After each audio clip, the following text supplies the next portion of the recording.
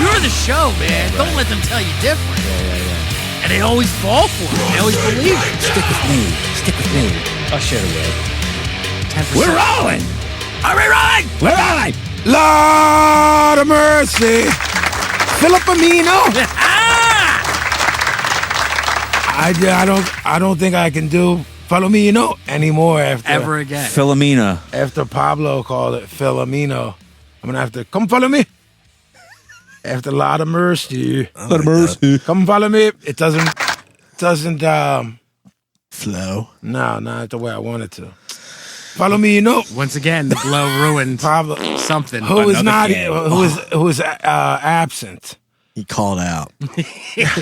I expect a fucking note. He's taking a sick day. He's fucking posting pictures of himself. He's not PTO. allowed back unless he's got a doctor's note. Fucking guy.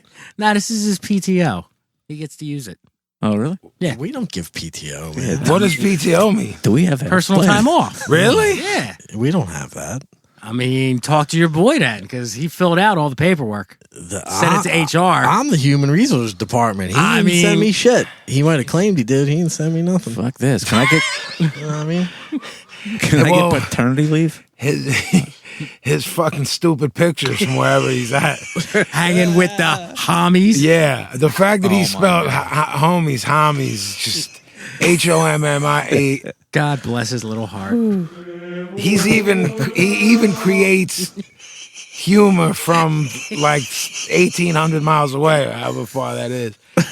Where is he anyway? All I gotta do is look at him. He's in Florida, isn't he? Yeah, but I thought down there was just like Disney gimmicks, and he was with the Simpsons. I have no idea. He's like in a spot that's like looks just like Moe's Tavern. Yeah. No, I saw the pictures. That's crazy. I need to be wherever he's at, but not with him. I've never done the Florida trip. I've never There's been no there. reason ever to be I in would Florida. never go there. Bro, I don't care what is there.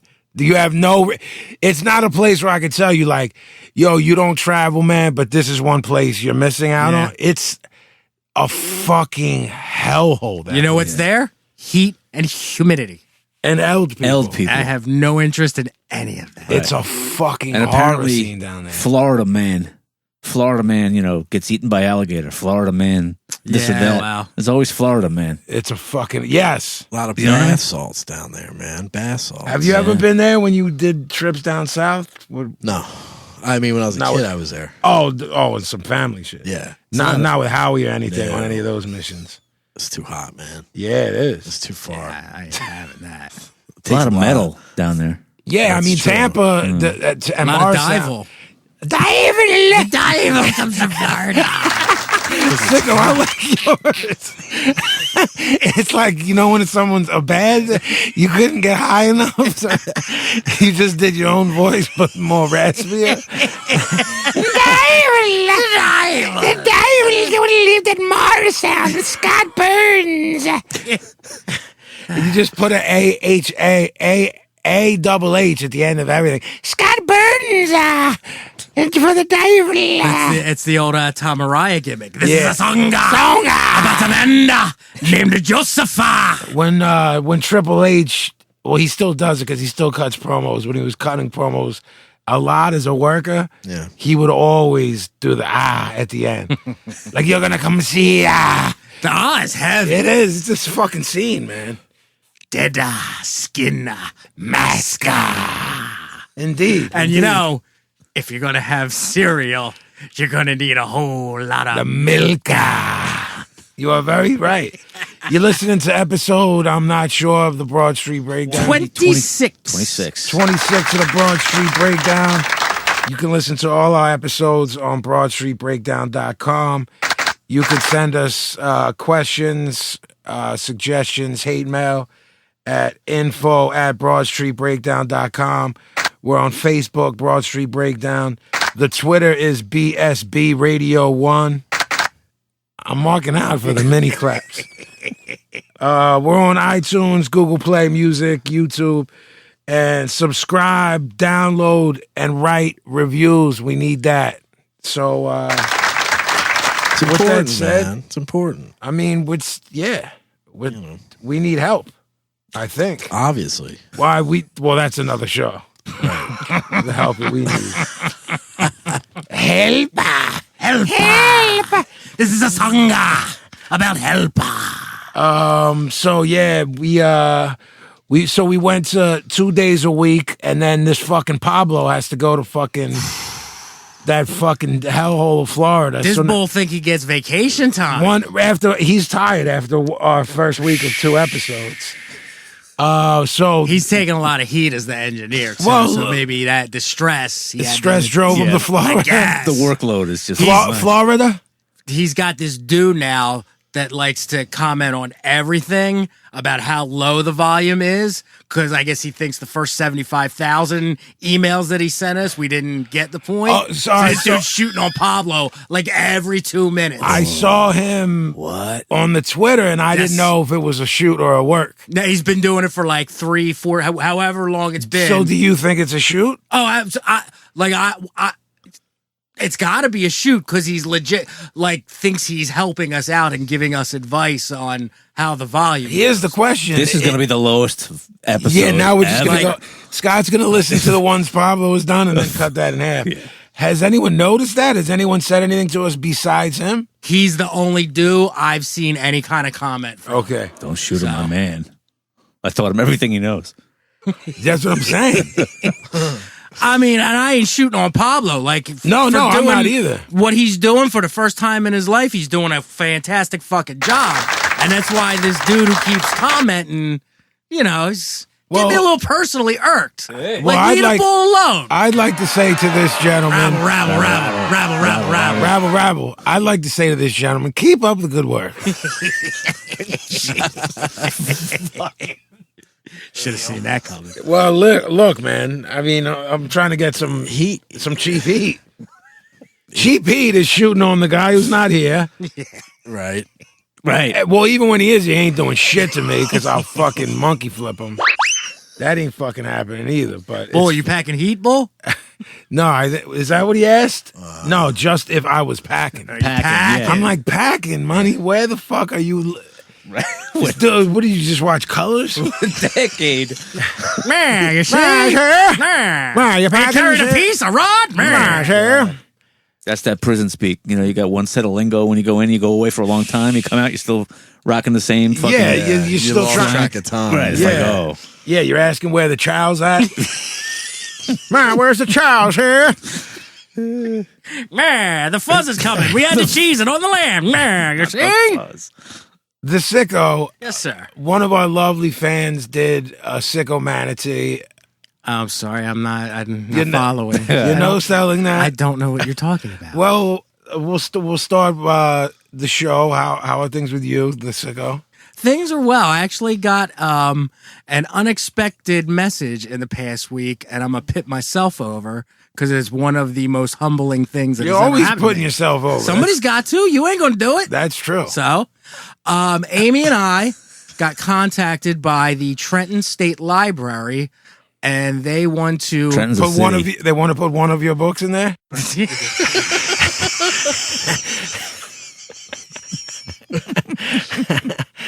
Okay, that was good. They would like to archive all of our source material that we wrote, No Slam Dancing. They want a house in a collection, our tapes, our... Oh, word. Yeah. That's dope, Yeah, man. so that was, Are they building a wing? Well, they have an entire archive section for all things Trenton history, and our book has a lot of Trenton history in it, besides all the music stuff, so... All right. They're going to take our tapes, our original manuscripts, all that kind of shit, and make a little... Will they will they enter the picture of the manatee? I'm sorry, I don't know what you're talking about. I will talk to Amy and make sure a JPEG is sent to her email to be printed out on a And so gloss. Amy and I will be doing a speaking engagement October the 22nd at the Trenton State Library, if you're in the area. Are you going to be doing it in hushed tones? Perhaps it will be a library. It was funny because when the book dropped, we did like 5 like little speaking of library things, and every single one of them they kept asking me to tone it down. And I mean every single one. And then you need to fucking take a nap sometimes, man. You're all fucking sparked up. By the time we got to like the last one, they were setting up mics, and Amy's like, no, he doesn't need a mic, just give him one. Wow. Yeah. Well, look, man, sometimes you're a little bit fucking verbose. And I'm loud. You are. I come from a loud Italian family. So you'll be in the Dewey Decimal System. No, Dewey Decimal this. Yeah, so we spent a lot of time in the early days of working on the book in the Trenton State Library because we did tons and tons of research there, which the woman who contacted me didn't even know. I told her we spent like half our time in there. So Stealing material and plagiarizing. Please. We were using microfiche and microfilm. You know what I hated back in the day? What did you hate? The card catalog. I hate that. Worst. Like I gotta forget it. I don't even want to read this shit anymore. No, man, they're trying to make it hard on you. Fuck that. The man. I like it now as a historical thing because you don't have to use them. Yeah, But I understand that. having it as a functional thing, it was the pits. Yeah, I mean that's like looking at a unicycle, knowing you have a car. Right. There's the option is there. Mr. Stallone, you've been Yes. we haven't been here in a minute. You've been it's been a month or so. At the least. What's been going on, man? Well, it's been 5 episodes, put it that way. All right. Yeah. What's the word? It's just been working, man. Just working crazy. Yeah. Been With doing me some as well. air conditioning. Call me the working man. Wow. It's what I am. Yeah. Fuck shirt off. How about that? Yeah, man. Gavin Marks. Hold on. Please hold. Your call is important to us. He's having Difficulties. Fuck. For fuck's sake. Are you really having this much trouble? he's man? taking his Shoot shirt mad off. at a shirt. He's revved up. Y'all sparked up. See, if you hadn't said anything, you wouldn't have even thought about it. Okay. It's the power of suggestion, as I was saying. Proceed. All right, I did some music. I did some more stuff for Fool's Gold and A-Track. All right. I did some writing some new songs with Bianca Ryan of America's Got Talent Oh, fame. word. And I just did 2 cues for Monday Night Football. Oh, Which, shit. and all this stuff happened in the last 10 days, so I've been a little busy. You know? Call me the working man. Well, could be. Me, I'm doing the same shit I was doing the last time we spoke. Staying busy. OG, what's the word? Did you hear as of yesterday? You didn't hear back from the Darth Vader people. Have you heard from them yet? I called them. And It's being processed. I've I've heard nothing since. Kubi, Darth Vader, Kubi, no. I mean, they better fucking call me soon or I'm going underground. What? You tapping is what you're telling me? I'm going to the black market. Oh, yeah, you said you got a guy. I so do. Our guy Phil. I'm trying to do the right thing. Motherfuckers keep making Phil's me fucking... connected to this guy. He is. Real quick. I don't know what I can talk about, what I can. Yeah. Speaking of Phil, real quick, make sure y'all follow Phil on the Twitter. He just went and made himself a page. It's at Phil Amino. Well, that's because he snuck in Somebody snuck him a a celly. smartphone into the gimmick, Yup. like Omar in the night of. Yeah, and he's got the chip deal, so ain't nobody like tracking his shit. No, he knows no. what he's doing. So, yo, if you need a ball, He's got stuff to say. he do. Yeah, I mean, But follow him. Follow our man he on the answers Twitter. you right back. I sent him a picture of his high school girlfriend. Tara McPoyle. McPoyle. Yeah, Tara McPoyle. I mean, I was popping myself. The conversation me and Vinny had through text the other day about Phil Amino and Tara McPoyle should have been like 10 shows worth of stuff. You guys have no idea the brilliance that goes on when we're not on fucking air. yeah, we have shows off air. Well, Broad Street Breakdown, as always, is being brought to you by Crescent Street Tattoo. 4371 Crescent Street, Philly, PA 19127. CrescentStreetTattoo.com is the website. Facebook, Crescent Street Tattoo. Instagram, Crescent Street Tattoo.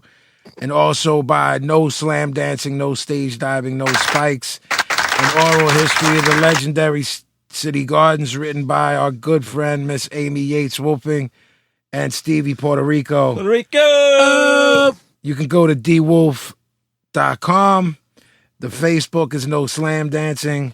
The IG is No Slam Dancing Book. And the new book is coming out soon. That's a New York hardcore graffiti book by Freddie. It's, I miss anything there? No, I think you got it all. It's enough, either way. OG, so one of our gimmick gang came through. Yeah, our boy Mike, Dynamite Kid. Yeah, what up, kid? He came through with his boy Bob on Saturday. Winchester came up too. Crazy. And we fucking hung out at the shop. Nice. Best dude ever. Nice. Yeah, man, we had a really good time. That's what's up. Yeah. So he got tatted. Yeah, he got tattooed on Saturday. Was that Saturday? Yeah. Saturday. Cool B. Saturday night. Yeah. How big was fun, that piece? I couldn't tell in the picture. It was. He's got a lot of tattoos, so it was filling up a gap he had. Okay. So I'd say like this, like Nice. kind of whatever, maybe like that. Yeah. For the audience. Sorry. I was going to explain. I'm showing a nice size tattoo. It was about, it was about Keep the, up, the size of motherfuckers. a meatball. Smart enough, man. You know, The size of a meatball. everybody. Regulation size. That's regulation size meatball. That's how when Gavin takes calls and he's assessing prices, he's like, all right, 3 meatballs. That's true. He's on the meatball system. Yeah, it's like 150 clams per meatball. Yeah. Yeah. What did you told me you were like, Jackie's tattooing me or something? You got tattooed again? Yeah, I got tattooed on Sunday night. Yeah, it fucking sucked like it always sucks. Where'd you get it? On the side of my fuck head. I didn't even notice it. Oh shit. I didn't even see that. How the fuck did I miss that? I don't know. Because it wasn't on the jury side. Right. It's on the other side. You gotta fucking say, that wow, was nice. I like that. Yeah. Yeah, so I questioned, why I'm 44 fucking years old. I'm still getting my fucking head tattooed, man. Like, is this a good life choice that I've made? And you're always, while it's happening to either one of us, we're always saying, why are we doing it? I don't know. As soon as the fucking needle dips into the ink, my brain goes to, why am I doing this? It's stupid, and if we haven't been doing it for 30 something fucking years, I probably wouldn't. I don't know, man. It's one of them things, It is one of them things. Yeah, I just recently got a new one from Miss Jackie. But the more I think about it, like I legit come home and I look at them, and then I like go online and see dues, and I'm like, the older I get, the more I want to like get every tattoo I've ever gotten removed. Like that's Yeah, I know a lot of people who feel like that. it's a weird thing. It's like for me. See, it's a tough thing, man, because it goes into, it's like anything that you've been into for a long time, or anything was sort of considered one thing at one time and then sort of became a more mainstream thing. It gets into this weird area, man. Like, do you let squares and jerk-offs dictate your feelings towards things that are cool just because they might think it's cool as well? Right. It's a tough it's a tough area, because you're not the first person who said that to me. Well, and for me, it's even tougher anymore with the fact that, everything is so prevalent as far as social media. Like you're basically assaulted with everything every time you. Yeah, your senses are assaulted by You know these what I mean? people. Also, though, the thing is like, I mean, y'all know this more than anyone. There's just sort of rites of passage in these sorts of things. Well, and that's the that other have been aspect of it. bypassed. It's like, yo, motherfucker, I saw you with nothing 18 months ago, and now you look like, I don't know. Him. I don't know who to, you know what I mean? Who people look at as someone that's heavily tattooed or whatever. It's like, I don't get that either. That part of it is just as upset. Like, first, the fact that it crossed into the mainstream, I don't know. You process it how you process it. Everyone processes it differently. I'm obviously heavily tattooed. I'm still currently getting tattooed, but I just as easily understand what you're saying. And like Gavin, I've heard people say that too. Like, yo, I'm about to get my shit removed. If it didn't hurt so bad, because it hurts worse than the ink. Exactly. And the ink kills. But you start seeing these, first off, there's just so many levels to it. The rites of passage, the fact that you don't get questioned about it the way you did before. It's not bugged out. And then me doing what I do and then crossing over into hip hop, you have these artists like Tyga or whatever who go under, sedation or whatever the medical term is. Like they're having surgery, like anesthesia. They go under anesthesia and get completely covered, both sleeves, chest pieces done while they're under. This shit has happened. This isn't a work. There's 4, 5, 6 very famous people that in the hip hop and R&B community that have done that. So there's no pain. There's no rite of passage. Just going for the fucking visual. A huge part of being tattooed too is the experience. Yeah. I can tell you conversations I had with Gavin during each tattoo. You know what I mean? Yeah, it doesn't mean anything. No, it doesn't mean anything. And it's just when it comes down to that, like Gavin said, do you let it change how you feel? I guess I don't let it change how I feel about my approach to what I've done, but there's an overall. It still bums you out. When it's some like begrudging, like that's the bottom line. Yeah, I get vexed simply based on other people's behavior because of what Gavin said about how long we've been doing it. Here's a fucked up thing, if I could say something. Now, here's the reverse situation. Like, there was a time in my life I was thinking, oh, I'm going to get some peace. And I just never made the decision. I never fucking crossed that line. Yeah. So here I am, actually making a living doing music, but because I don't have fucking full sleeves and whatever, I walk around my neighborhood and there are people looking at me like, I'm just some guy. Yeah.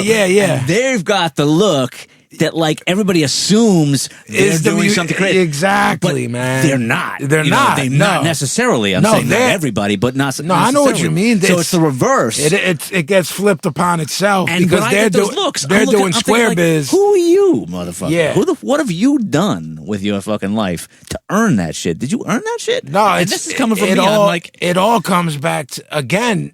I think this combo comes full circle. It will continue. It's like, motherfuckers ain't earned their stripes with any of it. No like, doubt. yo, man, it would have been a time where it was some motherfuckers that would call you on that shit. You know what I mean? Like people on my timeline who,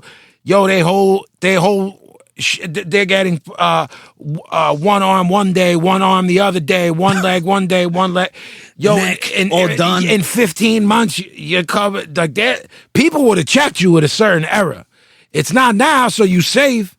It's like, but motherfuckers, like, it's really up to us to make it where it ain't safe no more. You know what I mean? How much can I bitch if I ain't checking everybody? You know what I mean? But then you get to the point where you say, well, am I the fucking police? Is it my job? Is it my job? Am I this police? Yeah. Whatever police. Am I the punk rock police? Am I the this police? I'm really not the police or anything other than my cipher, and we police each other. I mean, we're all in this room of a certain age, and by no means, tattooing as an art has been around a very, very long time. So it's not even like we were there when it started. But having said that, like when we first you take it to the Samoans and shit like that, yeah. But when we first started getting our tattoos, like basically in everyday life, the only people you ever saw tattooed, bikers, yeah, skinheads. And like Navy dudes, Army, armed forces type people, and that was it. And when you went to a tattoo shop, sometimes it could be a sketchy experience. Absolutely, if you man. don't know, if you ain't know how to act, if you ain't know nobody in there, I the first time I ever got tattooed, and this was in the 80s, like I went to a place where it was just nothing but skinheads and bikers. Yeah. I'm a little dude, and I walked in there, not a shred of ink on me, and was just like, I picked something off the flash, and it was an intimidating experience. Yeah, I mean, I know as a young boy, I'm not talking about like late teens, early 20s. I'm talking about like 11, 12, 13, because of y'all, because of my brothers. I was around older people shit, yo, they were like borderline scary to me. Yep.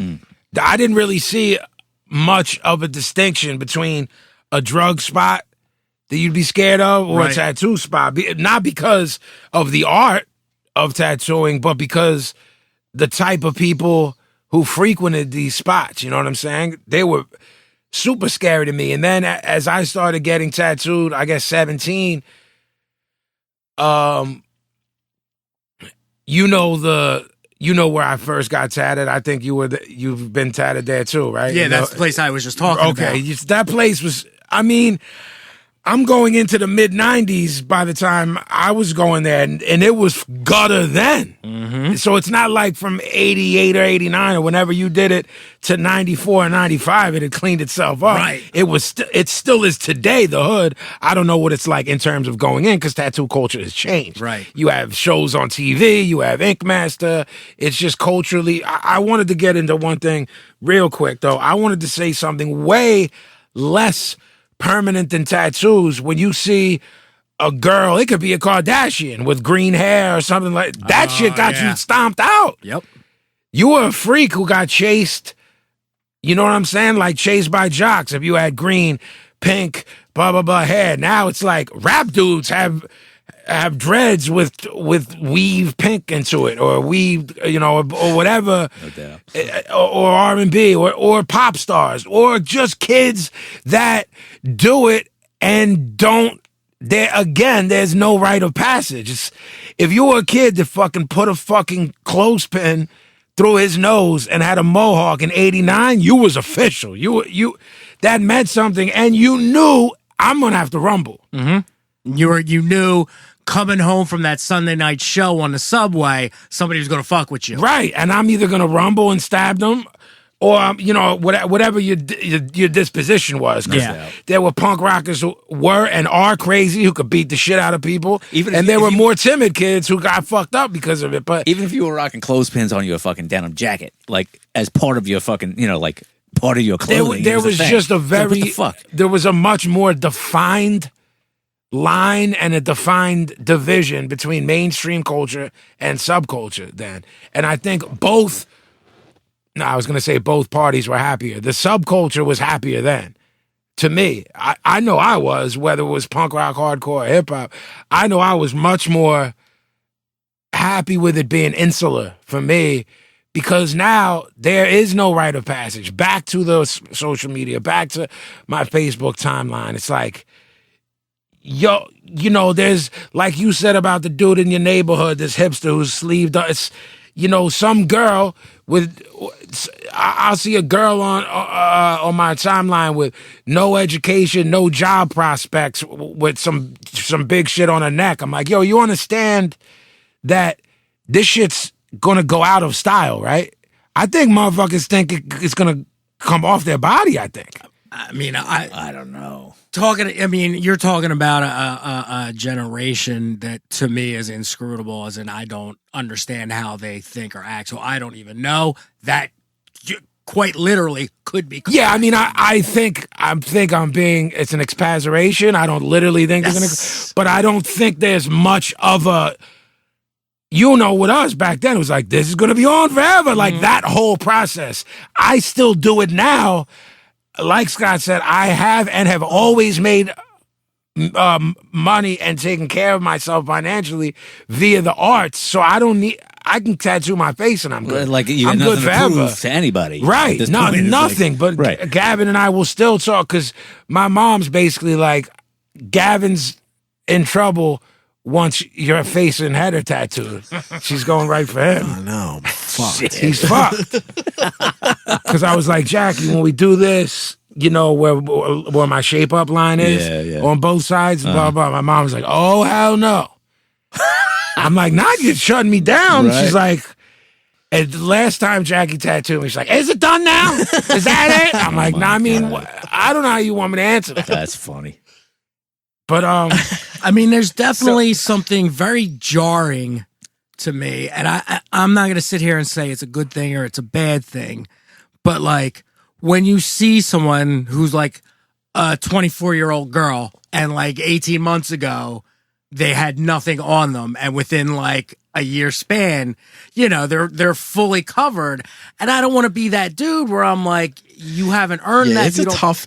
But you're right. It's that's a tough, how I feel. It's a tough about thing. certain people. How you feel, you can't apologize for how you feel. Whether it's right or not, I don't know either, because I'm as mad as you. Like- I think Gavin, I don't know when this fucking happened, this shift where he's become the fucking rational one. I know. I don't know when. I'm texting him like, yo, this motherfucker said this to me. I'm paying for your flight. We're rolling. And blah, blah, blah, blah, blah. We're out. We're going to stomp them out and then fly home in the same day because we don't want to not sleep in our own beds in the air conditioner. You know what I'm saying? And my show's on tonight. Somehow there's been this shift where this fucking guy who was the first to stab someone, the first to zip, set it off. Just like, yo, is that motherfucker looking at you? We're setting it. No rap.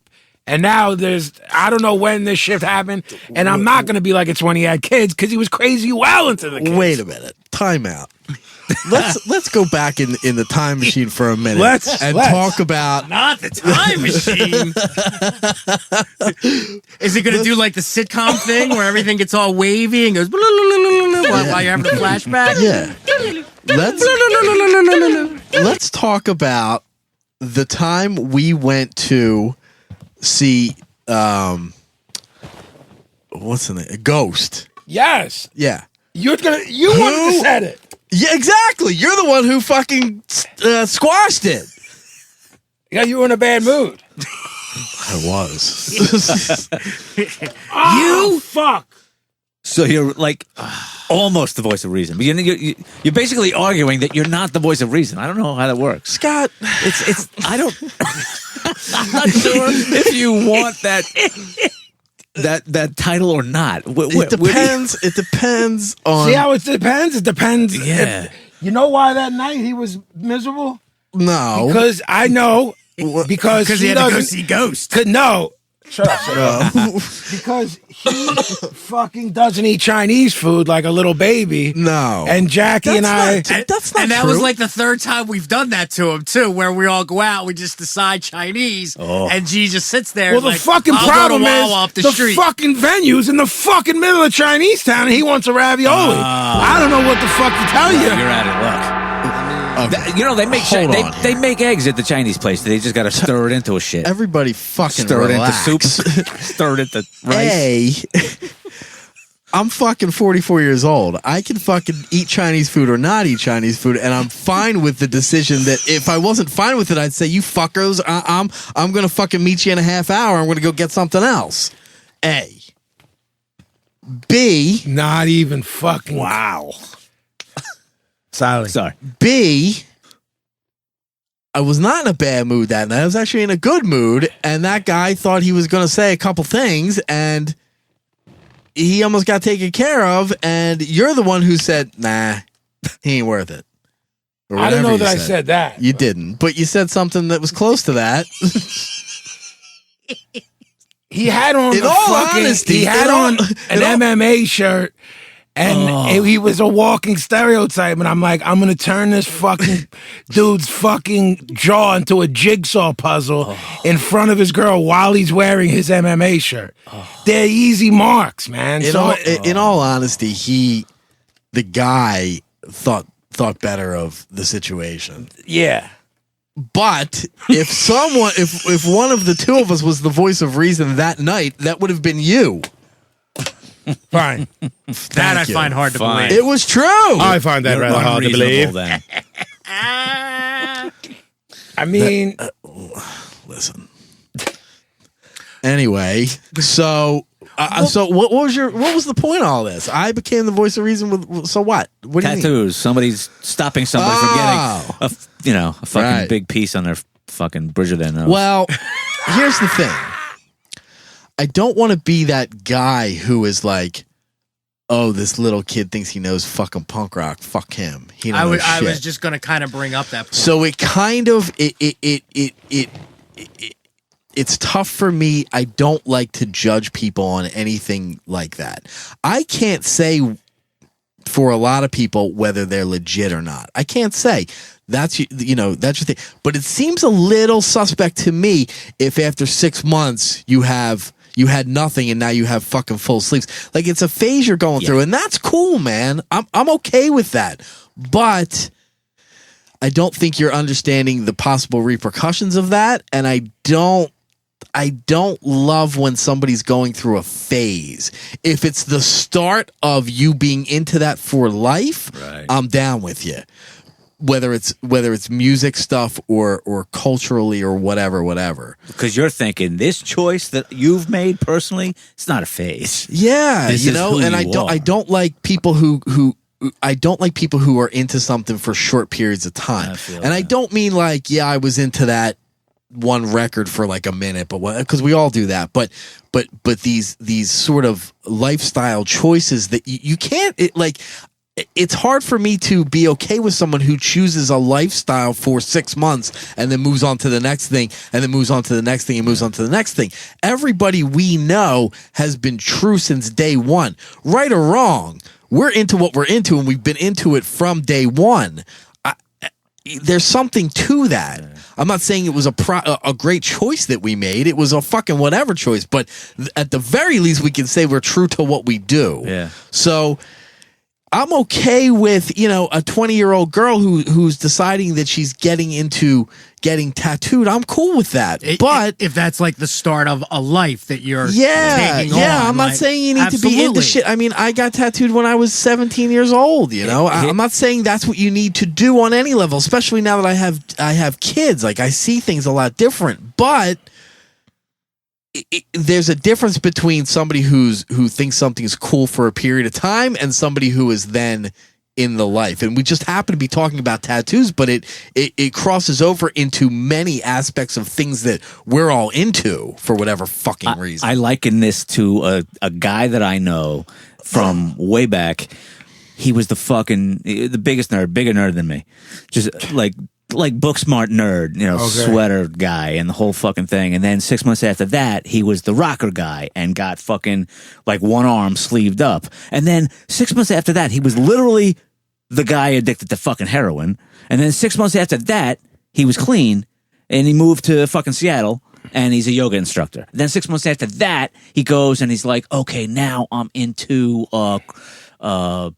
I don't fucking remember what it was, but like the next phase, and every 6 months he had a completely different look, completely different wardrobe. It was like, this is cool now. I know 3 or 4 people personally like that, and they all mirror what's his name, the Don Cheadle character in Boogie Nights. Oh, God, remember yes. when he kept trying to figure out his gimmick and Brilliant. The cowboy thing is so over. right.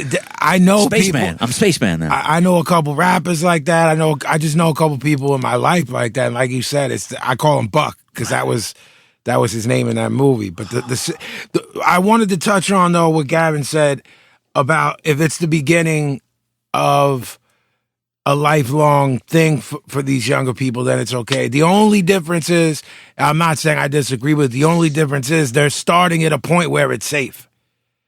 It's not crazy. It was crazy when we were doing it. Agreed. Part of me, I'll be the voice of reason again. Part of me is glad for them that they don't have to go through some of the shit that us and some people we know went through. I mean, that's just being a better person, and I'm not the better person. I think that's what you're doing. You're probably right. You're being more logical. You're being the better person about it. But that shit helps you figure shit out. That shit makes you see the world in a more clear way. I liken it to a fighter who, when you look at the way fighters trained and the way they lived and the way they conducted their lives, as opposed to now, kids that don't make weight. That was unheard of back in the day, to have the disrespect to not make weight when your opponent lived like a fucking monk in order, you know what I mean? It happens often enough now where people are like, we have to restructure this. They need to be fined. There need to be bans. Because it's happening that much. You don't struggle. It's Ali talked about it. How much I hated every minute of every hour, every second of training, but the glory was worth it. It's so, to me, to build off what you said, part of part of the living and learning comes with the struggle that Sure. it. When you have cliche when you have a safety net, you're not getting the same education. And the safety net is nobody is checking any of these people. Right. You can work at fucking the kiosk in the mall. You can work at Applebee's. You know what I mean, with full sleeves, and that shit was dead in the 80s or 90s. You know what I mean? That wasn't popping. The cliche about how that struggle builds character is based in truth. You know? Absolutely. It has been my life because of the route that I took in terms of music and where I got that taught me a lot about life. Hell yeah. A lot about how people go. I'm sorry, guys. No, you go. No, just about how people behave when you don't have shit, and then how people behave when you can help them. All of that, all of those lessons, they're lessons everybody learns at some point, but some are more bitter pills, some are more of a jagged pill, and you learn them earlier, but you come back more dangerous after you went through that. You come back a better fighter. You come back knowing I'm not going to let that punch hit me next time. Mm-hmm. I know that they're loading up on their left hand. I'm not getting hit with that left next time. You know what I mean? So I'm glad I took the shots that I took and dealt with the devils that I dealt with.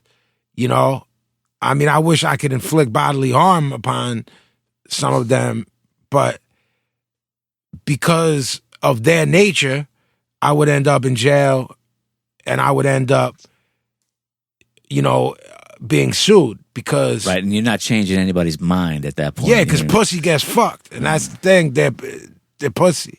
So I can't really, like, street justice, that's not an option for me. And it's not really an option for me at all at this stage of my life because of my career and because of the fact that you know what they're going after if I knock somebody the fuck out. You know what I mean? So that's what OG was saying. Is like, are you the guy that's gonna teach this? Is it your responsibility? Yeah. You know, are you gonna be the police guy? Exactly. I think one of the biggest problems, and excuse me, you know, maybe you'll agree with this or find a point in it. I think what upsets me personally is whenever you have something that at one point was considered underground, be it music, be it tattoo culture, any of these things that we're talking about, the problem is it's a weird conundrum, shall we say, where like all right, you talk about hardcore, right? Hardcore punk rock is supposed to be all inclusive. You're not supposed to reject anybody for anything. You're supposed to accept people at face value. Okay. But if you're willing, if that's your mindset, then you're going to have to accept allow everything for we're talking about. People who are jerk offs. Yeah, of course. Who, you know, may be good people and come into it with the best intentions, but you watch how they go about things and you're like, you're a jerk off. You don't know anything. And it's a weird balancing act. And the other thing that's very insulting is when mainstream culture picks and chooses parts of things for their own benefit. Yeah. And that has spurred on, you know, whether it's the tattoos becoming more acceptable and people getting them, underground music scenes blowing up. And I mean, what about Chris Brown wearing Cro-Mags and Excel patches on his jacket? Like that's one of the biggest mockeries ever. But I shouldn't care about it. Like, and if there wasn't an internet, I would never know, and my life would never be affected by it. And that's why I talk about the social media aspect. Like, I'm cool with shit if I don't have to fucking see it. If you're some fucking jerk job who's 20 years old and got your whole face tattooed because you don't know no better, have at it. Like, if I'm not seeing it, I'm never even going to give it a second thought. I think for me, I would have to 1,000% agree. The fact that it's going on is of no consequence to me. The fact that I have to see it, that's what's is why we're doing this podcast, because you can fry an egg on my head. It gets me so fucking mad.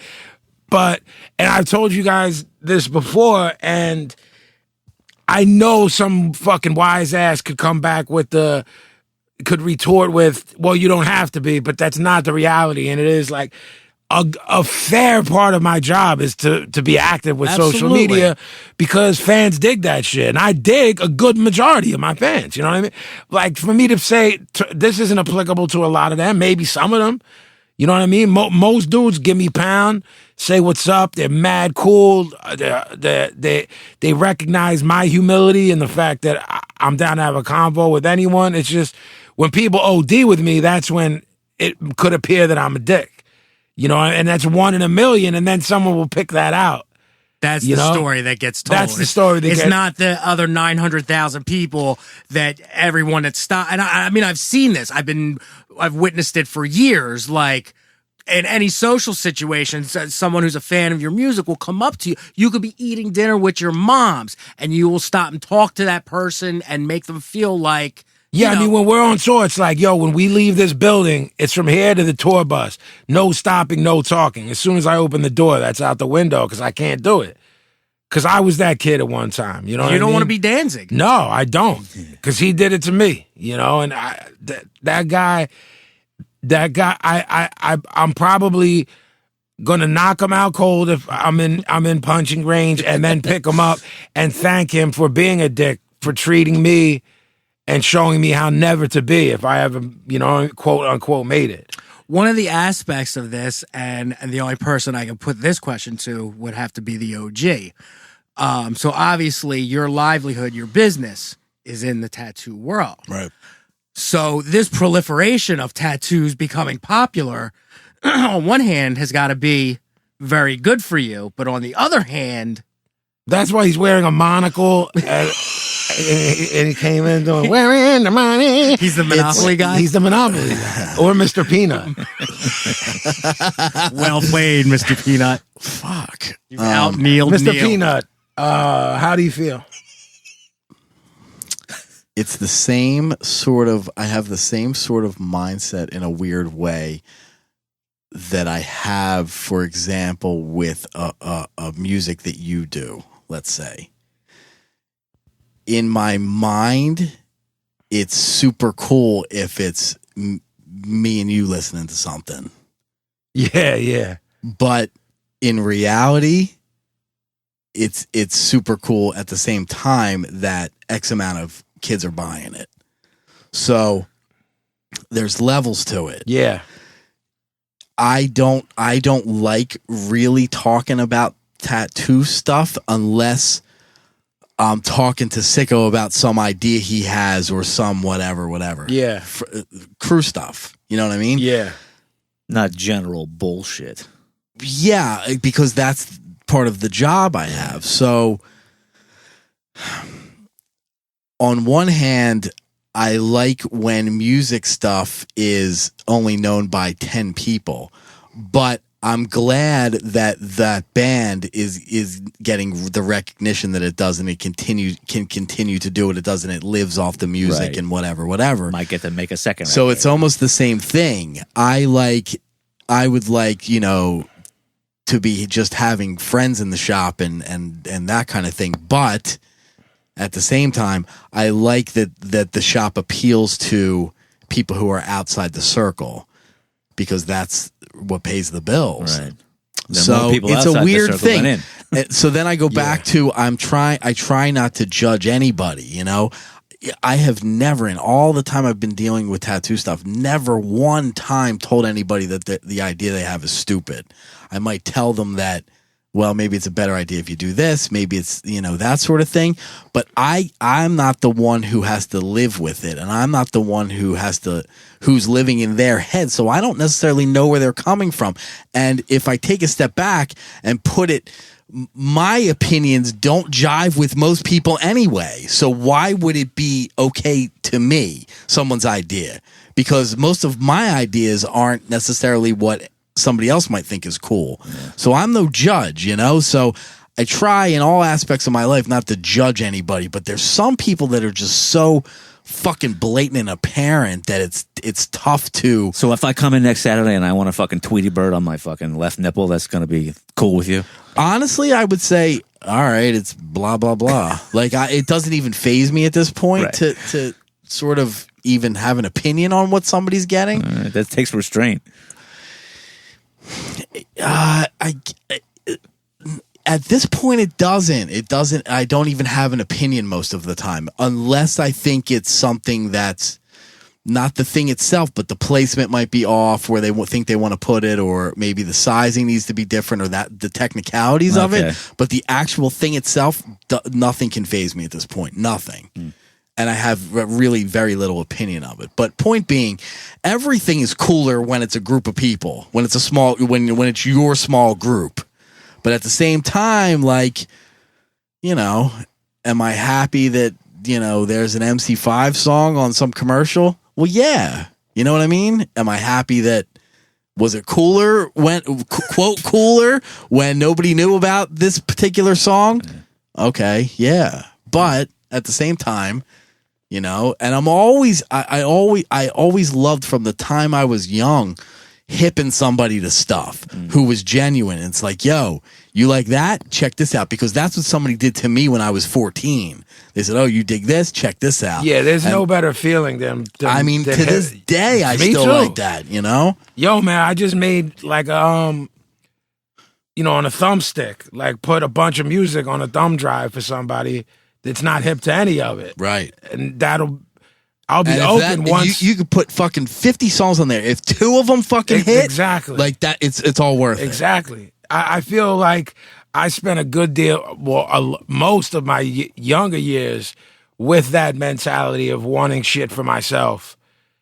I only want 50 people to know this record. And then you grow to realize that that's a selfish way of seeing things, because how could they make record number 2 or 7-inch number 2 if there's only 30 people who like that? So, and how can these people ever not be a jerk off if you're not allowing them to get hip to something that makes people cool? Right. And you're mad that people get hip to something, and then mad that they're not. That's the thing. Know? Like, when you're coming back to tattoos, it's like, as many as I see, it seems like the game has been up to a level or two. There's some good work out there. There's some really, really good work. I mean, I see some bad shit too, but it seems like when I notice ink, I'm like, oh, that's all right. I mean, I notice bad shit too, but I'm like, now I guess I'm wondering if the level and the pervasiveness has made people aware of how to do it better. You know what I mean? Yeah, sure. Everything progresses. It's, you know, if in 1980 you were trying to record a demo and you're trying to record a demo now, that's a technology thing too. Sure. You know, yeah, I was it's just say the progression of things, you know? There's also got to be like a flip side to that too. Like, because like with music, because technology has made things easier, like, excuse me, I feel like you also see more bad, like done in someone's basement type tattoos, because you can get shit. Like, everybody thinks they can do it now. Yeah. Same thing with music. I am with Scott. I'm with Scott, where I've seen some fucking beautiful work done, though. Yeah. Like, beautiful work done that I wouldn't have seen 20 years ago. And if I did, it was 1/100th of what it is now, where my fucking head would explode. You know what I'm saying? Yes. My son's mother got a big L piece, and it looks like the wall in Harlem. You know, and it's fucking beautiful. You know what I mean? So I mean,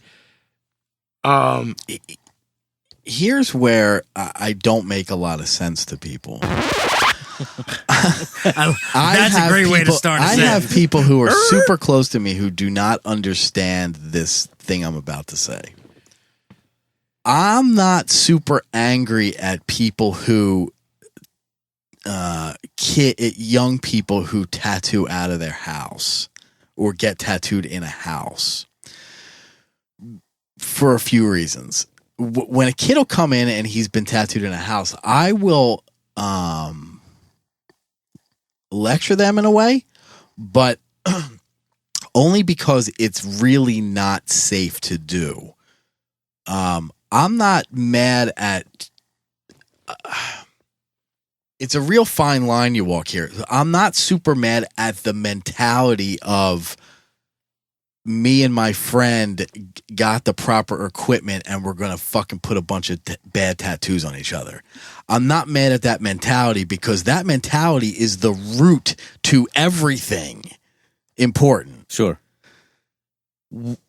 What does anger me is some people who go around and pretend that they can tattoo and will fuck up a bunch of people at a tattoo party and stuff. Totally agree. That's a little bit different, but it's no different. But the one side is no different than, you know, me and Vinny at fucking 12 years old and we decide we're going to fucking hand poke a fucking tattoo on each other. You know what I mean? It's still that same mentality. I totally know. Because this shit that I do here is an extension of me starting to do it in my fucking bedroom. Exactly. I was that guy. Exactly. So I can't shit on somebody who's trying to do that now. Right. Because, you know, in a couple of years, you could really figure some shit out.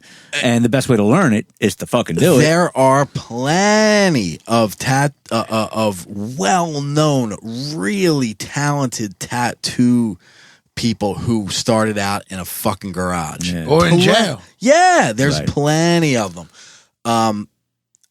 Again, besides the safety issue concerns me with kids who don't know better because it's super easy to catch all kinds of shit that will affect you for the rest of your life, if not kill you.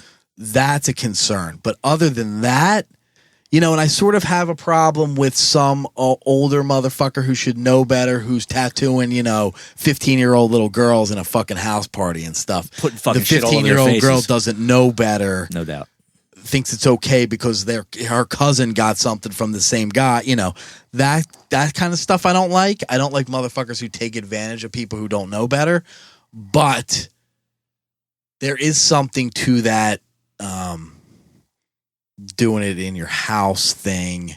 That goes back to music stuff. That goes back to whatever, you know, like everything at this point is oversaturated. But in 10,000 things, you might find 3 that wouldn't have done something if had not they gone through that sort of it's grassroots DIY, right down that road, right? Punk rock basement shit, right? Yeah, right. There's something to that. There's definitely people in the tattoo industry who get super worked up over it. I understand that as well, right? You know, some of these motherfuckers have put in, you know, 20, 30 years and they're like this fucking kid's tattooing out of his house. I get that as well. So I'm kind of conflicted on that, just like I'm conflicted on everything else we said. Right. Part of your head says, this little motherfucker doesn't know shit about punk rock. This little fucking, he thinks he's fucking coming around here from that. But then the other part is, but I want to hip this kid to what's what. Right. So that brings up something I talked about briefly real quick this week, where what if buying the MC Hammer tape or the Vanilla Ice tape led to a kid 3 weeks later getting that NWA or Ghetto Boys record?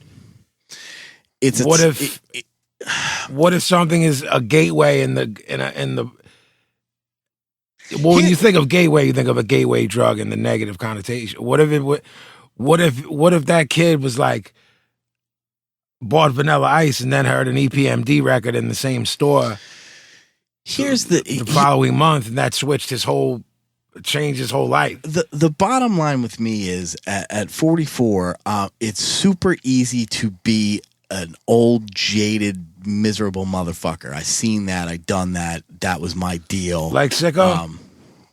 He's waving over there. Like what happens to purists. It's super easy. Yeah, it's super easy to do that sort of thing. It's more difficult to sort of excuse certain behavior and sort of not care. Like, in a weird way, like I consider myself above that. I don't give a fuck. Like, do your thing, man. Do what you do. I don't care. And if I'm caught in the wrong mood, I'll definitely be like, this motherfucker with his fucking bullshit, whatever.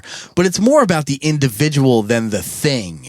And you don't want to be, I don't think anybody really wants to be the guy that says, I'm putting it on myself to decide that you're worthy of getting tattoos. You're not. No, that's well, a lot of shops do that. Right. And I don't think any of us, I mean, we may joke about it. That's not so much a Philly thing for some reason, but there are shops in the country that have that sort of mentality that, I mean, everybody I know in Philly who works in a shop is super fucking accommodating to the people that they deal with. At least the ones I know.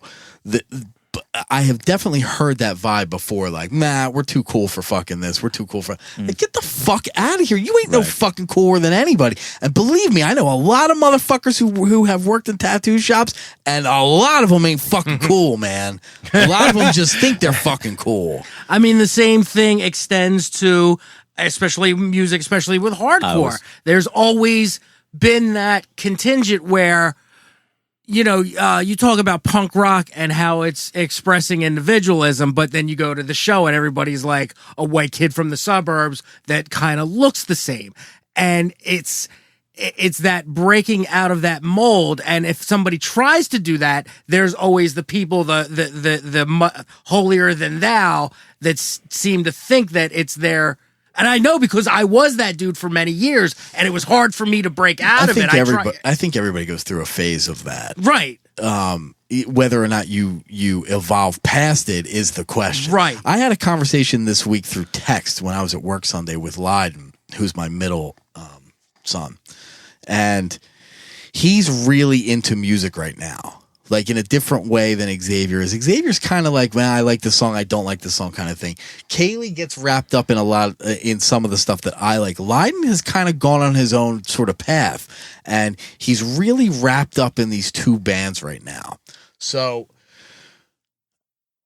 I've watched shows with him, live videos and listen to the songs, and I don't get it. It ain't for me. It's like kid stuff, you know what I mean? I guess it's not. It doesn't appeal to me on any level. But I guess this kid who's in the band that he likes, and they're huge. This fucking band, huge. They're called 21 Pilots. I knew you were going to fucking say that. Yeah, I knew you were going to say that. They're fucking huge. Like fucking mind-blowing how huge these guys are. And they're kids, and they seem like nice kids. Like I've watched this shit with Leiden, and they're like nice kids from the Midwest. They have no ego. They don't think they're rock star fucking guys. Nothing like that. Okay, so I guess this kid, one of his gimmicks is in the middle, like near the end of the thing, they have in the middle of the crowd, they have this sort of podium set up, okay? And then so he stage dives off the thing, crowd surfs over to the gimmick, climbs up on it, and does the last couple songs from this podium thing, okay? So he did this show over last week or something. And I guess, like, and I'm telling you, like, the amount of people at this show is fucking mind-blowing. Okay. Yeah, they're selling out Madison Square Garden. Yeah, for like 4 nights. Yeah, 4 nights. Yeah. So the kid jumps off the stage, and as he was going to the podium, I watched this video, and I'm realizing like that the kids at this show are completely not hip to that sort of culture at all. So the singer kid gets kind of fucking not beat up, but he gets kind of fucked up by the time he gets to the podium thing. Climbs up to the fucking podium, and you could tell he's just like, fuck. Like he got clobbered. He went to the ringer. So he tells the other dude, like, yo, man, I'm done. I'm sorry, everybody, but I gotta go. Like, I think he got fucking, pounded in the head a couple times. He got hard-weighed? Could be. So all these fucking fans were reacting like, these motherfuckers cut the set short, fucking blah, blah, blah, blah, blah, blah, blah. So I'm having this conversation with Leiden, and just having that conversation, even though I can't relate to this band or it's not my thing, it's not anything, just having this conversation with Leiden was one of the best conversations I ever had, just because I was checking out his 12-year-old sort of outlook on this. And I was like, yo, man, you know where all that stuff comes from, that stage diving and stuff. That's all from my shit. Right. He's like, oh, yeah? I'm like, why do you talk? So I started sending him videos, stuff I know he's not going to like, but like that Youth Brigade fucking clip from Another State of Mind. Yes. Yeah. Where all the kids are jumping off the fucking thing, yeah.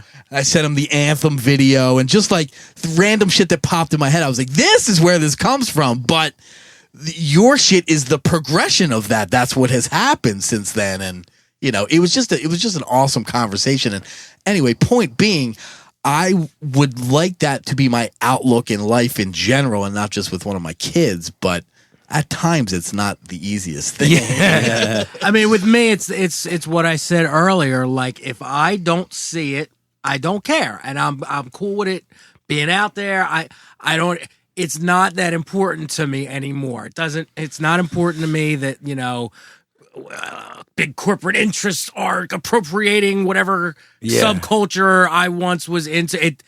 It's like, you get to a point, I guess, either with age or with wisdom, you like what you like, you dislike what you dislike, and really there's no other influence on your life except what you think and maybe what, like, a few close friends. It's one of the things that I was talking to Beth, my wife, about this a couple days ago, and it's like, you know, there are these guys that turn out to be purists, and they hold on to their fucking beliefs steadfastly, and they never fucking change. And in the end, if they're in my industry, they're not working. Yeah. They don't work. Yeah. Well, and they're the fucking asshole in the tower looking down on the fucking plebes saying, you don't get to make a record in my studio. And I'm like, that's so stupid, because every time I work with somebody who, you know, I don't know much about or whatever it is, and they know a thing, and they don't know shit else, you know, but they might know their thing. Yeah.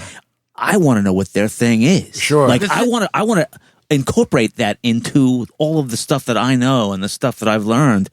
And I hold on to those ideals, but then I'll add on to that stuff by, you know, surrounding myself with people who have different sets of influences and whatnot. Yeah. Here's a perfect example of something that's very relevant and is about to happen.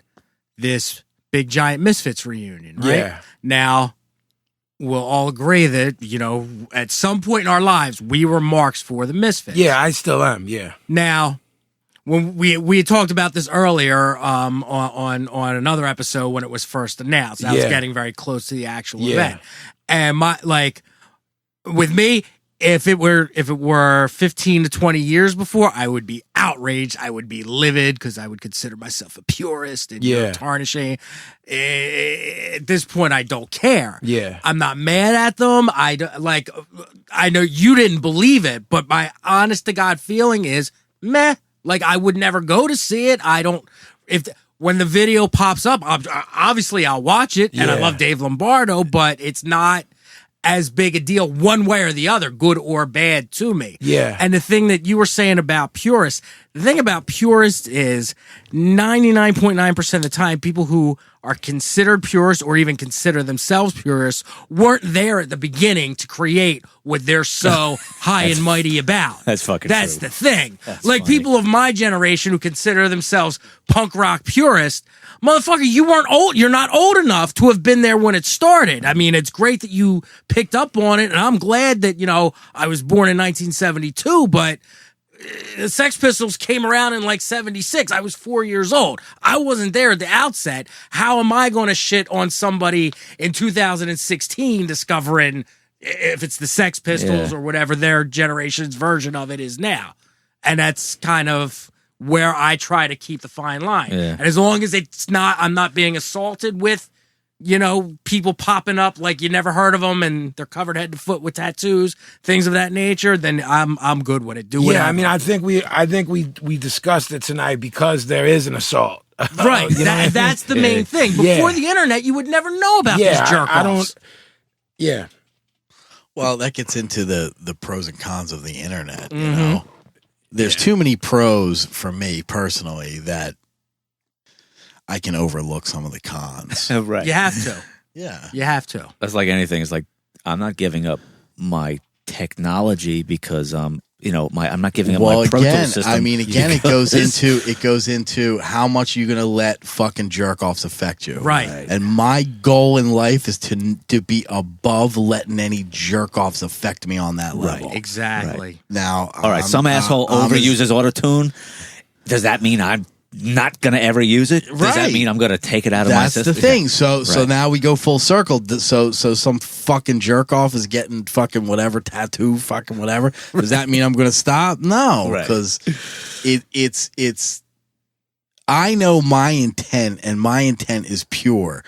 What your intent is, it's not for me to say, man. I don't care. And I good don't for care. you. Good for you. Yeah, good for you. Like, I don't know him, and I don't want to wanna know him. Like that, I mean, exactly what you said. It's good for you. I don't care. It doesn't affect my life in any way. All I can do is speak for myself and my people, and I know what our intent is. And do your thing, man. It doesn't bother me one way or the other. And usually fools will show themselves to be fools. So if you're a fraud, again, at some point, I can't claim that I've 100% adopted this philosophy. There are times where I sign on to whatever and I get fucking worked up because I'm in a certain mood or whatever. But in general, man, I do my best to not let people affect me, whether it's, that sort of shit, the stuff we're talking about, or politics or opinion on something or whatever. I don't fucking care, man. I'm above that shit. Or at least I strive to be above that shit. It's the square world, and if you have nothing to do with being a square, that shit's not going to affect you, good or bad. It ain't my world, man. That's what I'm saying. You live in I don't want to say ignorance of it. Write that down. All right. Well, with that said, we're going to take a break. You're listening to the Broad Street Breakdown, BroadStreetBreakdown.com. We'll be right back. Jerry Lawler wants to become a real Floridian, not a transplant. The king wants to become a Floridian. Well, I would like to know exactly how it feels to be a true Florida cracker. So I have Quaker State Super Blend Motor Oil, and I am going to show you people how it feels to be a true Florida cracker. And right here I have 5 pounds of dirty, filthy dirt. And that's exactly what it is. And I have got this dirt entirely all over my body. And now I know what it feels like to be a dirty, stinky, greasy Florida cracker. And it's something that I never want to feel like again.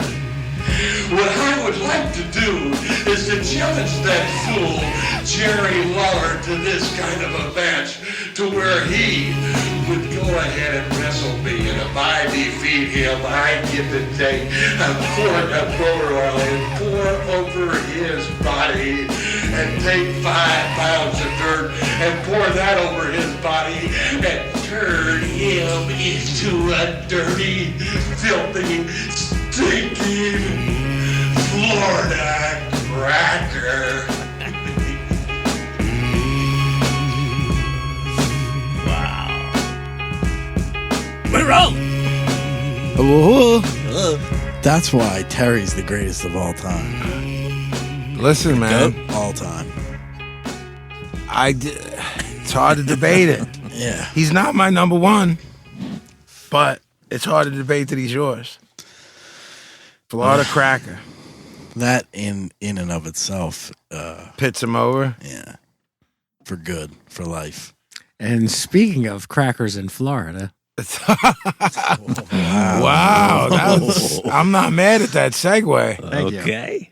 So Yeah, how are we explaining this here? You're listening to us now on a Wednesday. here's the deal. We announced we were doing 2 shows a week. We did 2 shows this week, or no, well, they came out this week, which would be last week when you're hearing this. This week that you're hearing this, there's only 1 show. Pablo's in the Florida. He's on the vacation.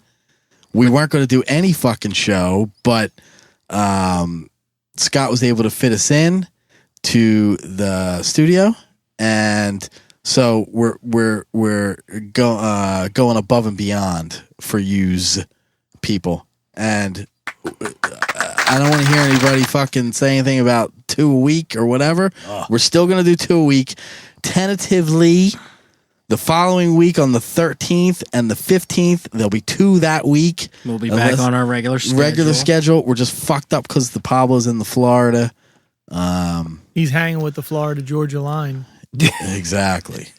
He's What was the name of that gimmick? What's that song? Cruise. Cruise. He's doing the Cruise cruise life? He's living the cruise lifestyle. Cruise life in Florida. So don't hassle us, man. We I don't want to hear it. You know what I mean? Like, I really don't. He really don't. I don't want to fucking hear it. Like the motherfucker with the eating on the air. Like, yo. The bottom line is, like, we're all friends here, you know? Like, we all consider you guys friends. We don't think about fans or any of that bullshit. Everybody's friends here. But you come at me? Oh, I'm shooting on you. And it's not something you want. You don't want to go down that road, kids. So let's behave. He And thought he didn't like you eating the frosted mini wheats on the air. who? That The guy. dude? See, they'll try and set me off, man. I'm just telling you, he didn't like it. I don't know what to tell you. I don't give a motherfucker what he likes and what he don't like. Cousin Frank, Who rolls the nickels, pal? We do. Thank you. Cousin Frank, we haven't seen you in a while, pal. How you been? We called in Life a is good. mystery partner. like back in the day, we've talked about this before. When Dusty called in Abdul the Butcher, we called in Cousin Frizz. Wow. Cousin Freeze is. He was at the premiere in New York of The Munging. I just came back from the premiere of The Munging in New York City. A fabulous film On your motorcycle. on the motorcycle. No, I didn't ride that there. Hell fucking no. No. Rode to the studio, and that was about it. Yeah, so OG, let's talk about what happened on Raw. well, Because we were angry at it through most of it. look, man, when you're putting out a product that even the Paulie segment, which, look, we all know Paulie is not even arguably, he is the greatest promo of all time at this point. Like, nobody can touch him at this point. Agreed. Ever. Agreed. Flair in his prime, Terry in his prime, Cactus in his prime, they ain't even close to the level of Paulie. Okay? When Paulie's segment makes no sense and sucks, you're doing something wrong, man. Your whole show is fucked. They're fucked.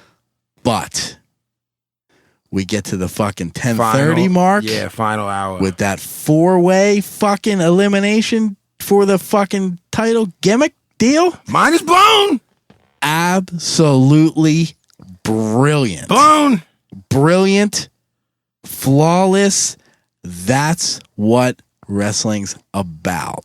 You guys can say, "Ooh, this one can work. This one works. This fucking 5-star match and fucking That's all well and good. I like that shit too. Let me tell you something. That ending was perfect because now you have scenarios that you go, does Seth turn babyface? They got to turn Seth face. Does Stephanie turn face? Is there heat with Helmsley? Is there's all kinds of things and factors and whatnots. That's what wrestling is. And it's been so long since things have been properly executed, everybody forgets. That's what it is. Now you have questions. There's fucking 5 different roads they can go down. They stopped doing that years ago. They stopped setting up the road. They've been living in the moment. Now you have some scenarios Yeah. of things and whatnots. What do you think is likely to go? Do you think they turn Seth face and do a Seth Kevin Steen program? Yes. And then, I mean, I think you, the way Roman, I think you might have to, you think it would be smart to put him with Seth somehow. But I think You can't. he's getting fucking booed out of the building. They put him against fucking Russian Rusev, who everybody knows from day one. Wrestling 101 is always boo the Russian. Sure. Always. That motherfucker's getting cheered over Roman. Yes. I'm telling you, he might be, By to myself me, included. to me, he might be dead in the water. To me, I realize nobody's giving up on him. I realize he's not even 30 yet. I don't think, or he's or he's just barely around that age. I have no idea. I know he's young. I know they see him as the face of the company still in terms of the future. To me, that motherfucker might be dead in the water. They man. need to get that shit out of their head. And the smart move is to put him as a babyface faction with Seth. Babyface with an attitude. Steve Austin-ish. That is the only thing that's going to get Roman over at this point. Some sort of Shield reunion thing that's not with Ambrose, because that's been done to death. Who's the fucking shits, but whatever. I mean, are we even getting into fucking SmackDown? I don't think you want to. Like, You're already it's tapped out. possibly the worst wrestling I've ever seen in my life. Wow. They had gold with that Miz fucking Daniel Bryan thing. Gold. Jerry. Go, Jerry. Out comes fucking Miz. He's doing the deal. You think it's going to be fucking something. Out comes this jerk off fucking Ziggler. That's your fucking answer. This is what I'm watching? Come on, man. Let me just, I want to put Miz over because he's been getting shit on for, I guess it's been close to a decade, maybe a little less, whatever with the ring work. But his mic work lately, man, I'm good with it. Yeah, me too. I'm good with the mic work. I don't care if he ever fucking wrestles again. Me either. Just keep fucking being on the stick, man. Yeah, with the gimmick, with the hood up. How we call It's know, like a it's like a Jedi gimmick almost. Yeah. I feel like we need those I, for winter time. all right. Yeah. They got Freckle- like flaps. Frizzle figured out what they are Things. for us. I feel like there's no sleeves on it. Yeah. Like we need all that. Flaps and no sleeves. Yeah, we don't need to be burdened. I feel like there's no sleeves on it. Sicko, write that down. There's no sleeves and a lot of flappy things in a hood. And Yeah. it's black. Yeah. It's everything we like. It is. Right. When we're not burdened by sleeves. I mean, I just got an overload of funny things to say, and I'll say nothing. So, well, I guess. Well, I don't know. I don't know what to go down a more what road, a more somber road. Or I know you wanted to say something about Brock, but you didn't tell me what it was. It dawned on me last week after we recorded that Brock is the only worker in the world who people think is a shoot like the old days. Like, people really, including other workers, if the Jericho thing was real, Right. motherfuckers think that he's crazy. Yeah. Motherfuckers think that he can shoot on a motherfucker at any point, Yes. that he's got the roid rage, Yes. that he's a killer. Yes. The only current worker in the world that has fooled everybody. And you're saying current? I mean, how we had to go back 30 years? No. I mean, to like Dick the Bruiser or some motherfucker. I mean, maybe- like, maybe the original Sheik. Maybe. Yeah. Maybe. I mean, in terms of maybe Ming, but Ming wasn't over.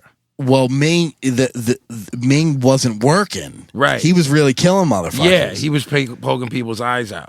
Like, I'll betting that Brock goes to the back and goes into his own little locker room thing and just kind of laughs and puts the TV on and whatever. And motherfuckers are shook. I agree. Really shook. I agree. Including workers, including whatever. I don't know when the last time that's been.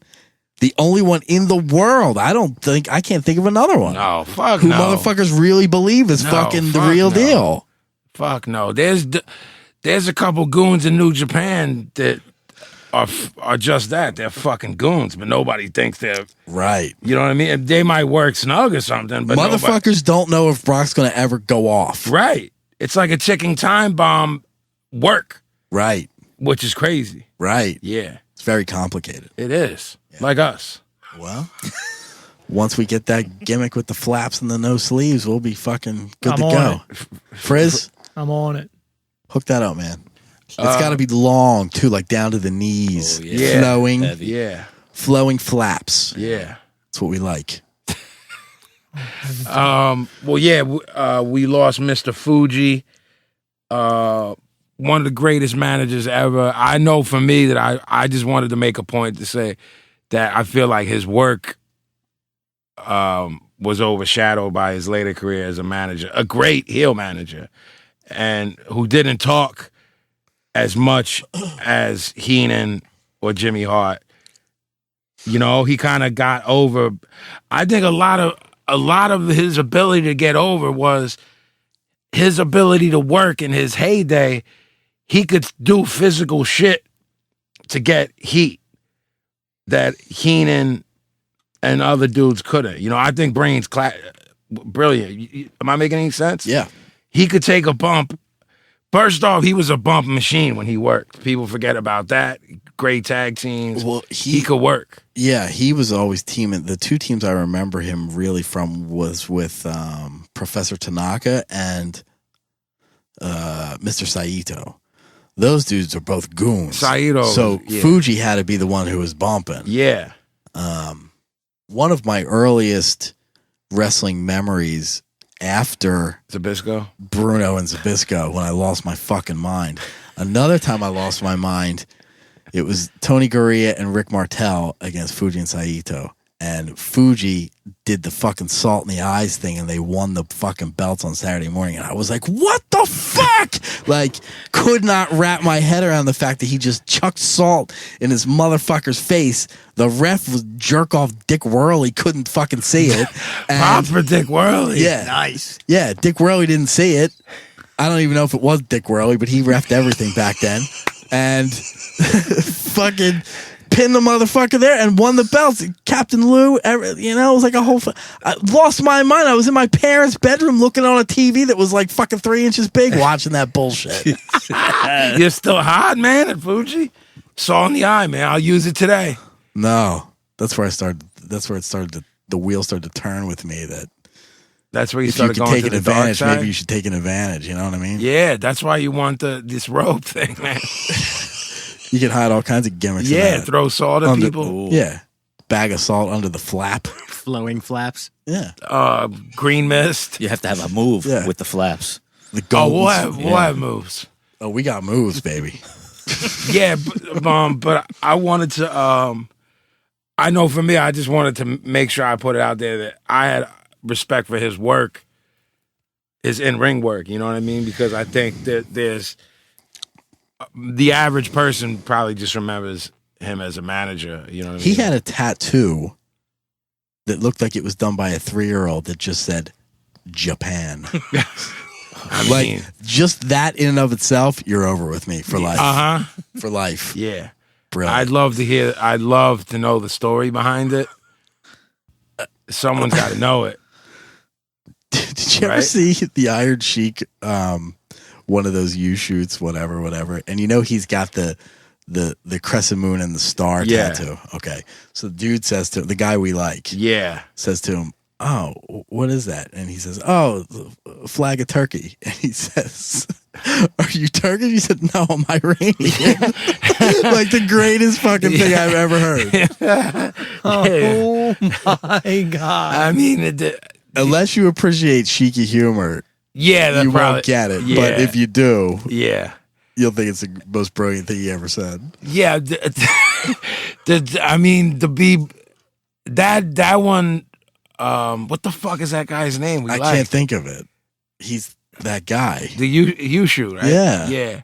I like. There's one. I know he always loses his mind when he's brought up, but he fucking shoots on B. Brian Blair, man, and he loses his fucking mental. He's got legit heat with him. He wants like him I dead. think like the Virgil heat to work. And Yeah. and Hogan like it depends on his mood. Exactly. But the Yeah, Brian on it- Blair heat is fucking. No, he wants to real. stab him in his Yeah, face. he does. Yeah. Yeah, he does. Yeah.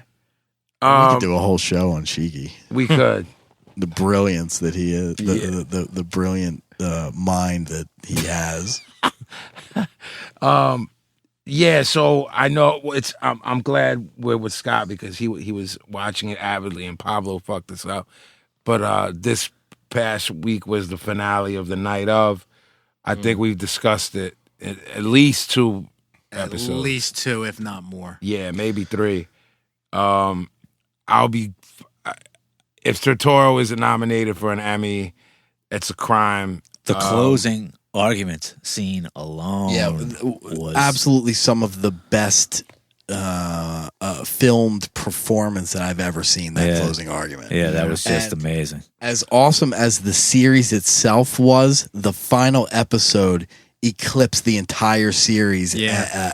Just fucking flawless. Yeah. Flawless. He's never been better. That was, I mean, a role meant. It wasn't even meant for him. Do you know that Gandolfini Me and Vinny were Gandolfini. talking about that. It went from Gandolfini to De Niro. Oh, wow. To De Niro had a scheduling thing and couldn't do I it. didn't So know Turturro that. was the third guy. Oh. And me and Vinny were talking during the week, and I don't give a fuck. I'm a big Gandolfini fan. I'm a huge De Niro fan. Obviously. Whatever. But neither one of those dudes could have pulled that off the way he did. No 100%. fucking way. No 100%. fucking way. I can't even think of those guys in that role after seeing Turturro crush. Right, and De Niro's one of those dudes who you can say like, oh, that motherfucker could have been whoever. He could have been Tony Soprano. He could have been whatever, and would have ruled. But this particular role, no fucking way. No one could have touched it the way he did. No Yeah, fucking way. Gandolfini and De Niro both are just way too strong people, let alone actors, to kind of pull off the humility Yeah, that there was. Turturro had. That sad sack. Yeah. Like, I can't see Tony Soprano walking around with eczema on his feet. I saw Gandolfini in a couple of things, smaller movies. I don't know exactly what they were, but playing completely different roles and did it really well. He was really good in that movie with Julia Louis-Dreyfus. Yeah. I was going to say, I've never seen him do anything but the Tony Soprano type Like character. I feel like he plays a gay guy in one, Yeah. and I forget, but stuff I had seen even before The Sopranos, I had just like shit you catch on fucking HBO or whatever. Yeah, I've never seen any of it. Everything I've seen him in, he's been fucking brilliant. But you're absolutely right. Like the level that Turturro took that to was like, fuck, man. Yeah. I mean, of course, De Niro has range, and he's able to transform himself. But I swear, Turturro just owned that. It was his role. Yeah. I was really one of the things I really liked about that final episode was the economy with which they wrapped up the little storylines. And what comes to mind first and foremost are the two scenes with Nas when he goes to cop, and then when he's sitting at the same spot getting high by himself. And you're like, they didn't have to go into the whole thing. You didn't need an epilogue. You knew right then and there that, yeah, he got off. Yeah, he didn't have to go to jail, but his life is fucked because of the criminal justice system. Absolutely. I mean, Of course. it did so many things on so many levels without doing them Yeah, abrasively. right. Which really in all art it's when it's most brilliant. You know, Right. that it's not. I'd venture to guess that there's a portion of people that didn't even understand it on the level that it was meant to be Oh, of course not. to be delivered on. You know, and that's not playing holier than thou anything. It's just the reality of the situation. You know, I mean, just the fact that they wrote it, like the way the outcome of the trial, there was no like vindication. There was no you're not guilty. Right. It's just this, and you see he goes like nobody's overjoyed. Like they do. His family is completely fucked because he had that scene with his mother that just was fucking crushing. Right. yeah, They when didn't he's hug like, and you kiss thought in the- you thought I did it. Right. Right, And you see like that brief like 3 seconds where they're all sitting at the family table. Nobody has anything to say to each other. Yeah. Because everything's been so damaged by Yep, yep. this whole ordeal. Well, from the start, it was never a crime story. It was a story about a whole lot of things, but it wasn't a crime story. It was a story. See, I disagree. I disagree that the crime story was an element. I don't of mean it. it wasn't And like a it- whodunit type of thing. It was completely a whodunit. It was second nature to me. To me, it was all about the people and the hell that the fucking system. Right, but what I'm saying is the way it was written, like we made a joke out of it the last couple episodes with all the red herrings that they threw out for, I don't want to say like dumber type people, but people who weren't getting it on as many levels as there were to be gotten. It was a awesomely well done whodunit if you wanted to look at it that way. If you stayed in it long enough, you realize just the fact that like, as it went on and on, it pointed, it had to be the stepfather. And obviously, then all of a sudden, it's like, nah, it was just this other character. That's what I mean. It You don't wasn't- even need to know. That Right. was fucking mind blowing. Yeah, it wasn't. At that point, I was like, oh, okay. Yeah, I mean, Yeah. It's not really about the whodunit to the point where, you know, the everything ties into this and this and that. It could have been anybody. In the end, it was really just about the damage that the system does, how race plays into it, how, you know, the whole system is... It is, but here's the thing. They didn't overdo it with totally agree. There's a dickhead cop or there's a this, that. Really, the process that they went through was really the proper process because everything pointed to this fucking kid. Yep. Like, it was like, if we don't do this to this, arrest this kid and go through this process, we're doing something wrong. Except for the fact that the whole way through, I'm going, why the fuck didn't Box, if he's this legendary guy in the precinct, why didn't he maybe just go down a couple other avenues and maybe do due diligence? He should have, you know, because he didn't care. He was retiring. Yeah, well, yeah, he didn't start caring until later in the thing when Yeah. it started weighing on him. yeah. Yeah. And I can't believe he even convinced the prosecutor at the end not to. Yeah, well, I mean, even the scene where she basically admits, well, this is the easiest road Yep. to take. I have more on the kid. Yeah. Yeah. I got more on the kid. Right. You know, what do you want me to do? And let us not forget the most important thing of the whole series. He saved the cat. Yeah. That was the For you. happiest thing. The whole thing. I'm going, don't kill the cat. No, Don't there was kill really, the cat. first off, I hate cats, but there was nothing to be happy about at the end, and that made me happy. Right. Because there was not, Right. you're basically, I mean, the way he was, it's also, I thought they did a really great job of showing how even if you beat the case doing however amount of time in Rikers, You're fucked. Right. you can't, you know, it's, That's how you survive. You Look at- can't look at unlearn the transformation. and you can't unbecome what you've become. The only thing that it reminded me of the second half of The Deer Hunter when De Niro comes back from Vietnam. Like, everybody's super happy that he lived and that he survived and he didn't have his arm but- fucking cut off or yeah. whatever. But there's these lingering effects of what he went through, and That's it's the a great same parallel. thing. It just didn't. I mean, Deer Hunter addresses it way deeper because it's such a longer piece of thing, but in that brief bit, that's what it reminded me of right away. Like, he's a changed person, and he's trying to go back to the life that he had, just like De Niro was in Deer Hunter, but he can't live that anymore. It's like, not there's a scene in happily Deer ever Hunter, after. the scene in Deer Hunter when he's back in town and he goes and sees Meryl what's her Streep? face, Yes. at the when she's working at the grocery store, and he just can't wrap his head around like seeing people and people being like, oh, hi. Yeah. And he's just like, fuck, like he just can't. yeah, because he was buried in water with rats. Yeah, like he 3 just weeks. can't wrap his head around that. So just him walking through the store is like, what the fuck? Like, he Yeah. just can't deal. Well, that's And just like that's when what the dinner scene reminded me of. Like, he just is on another level, And not to- higher or lower, but just like,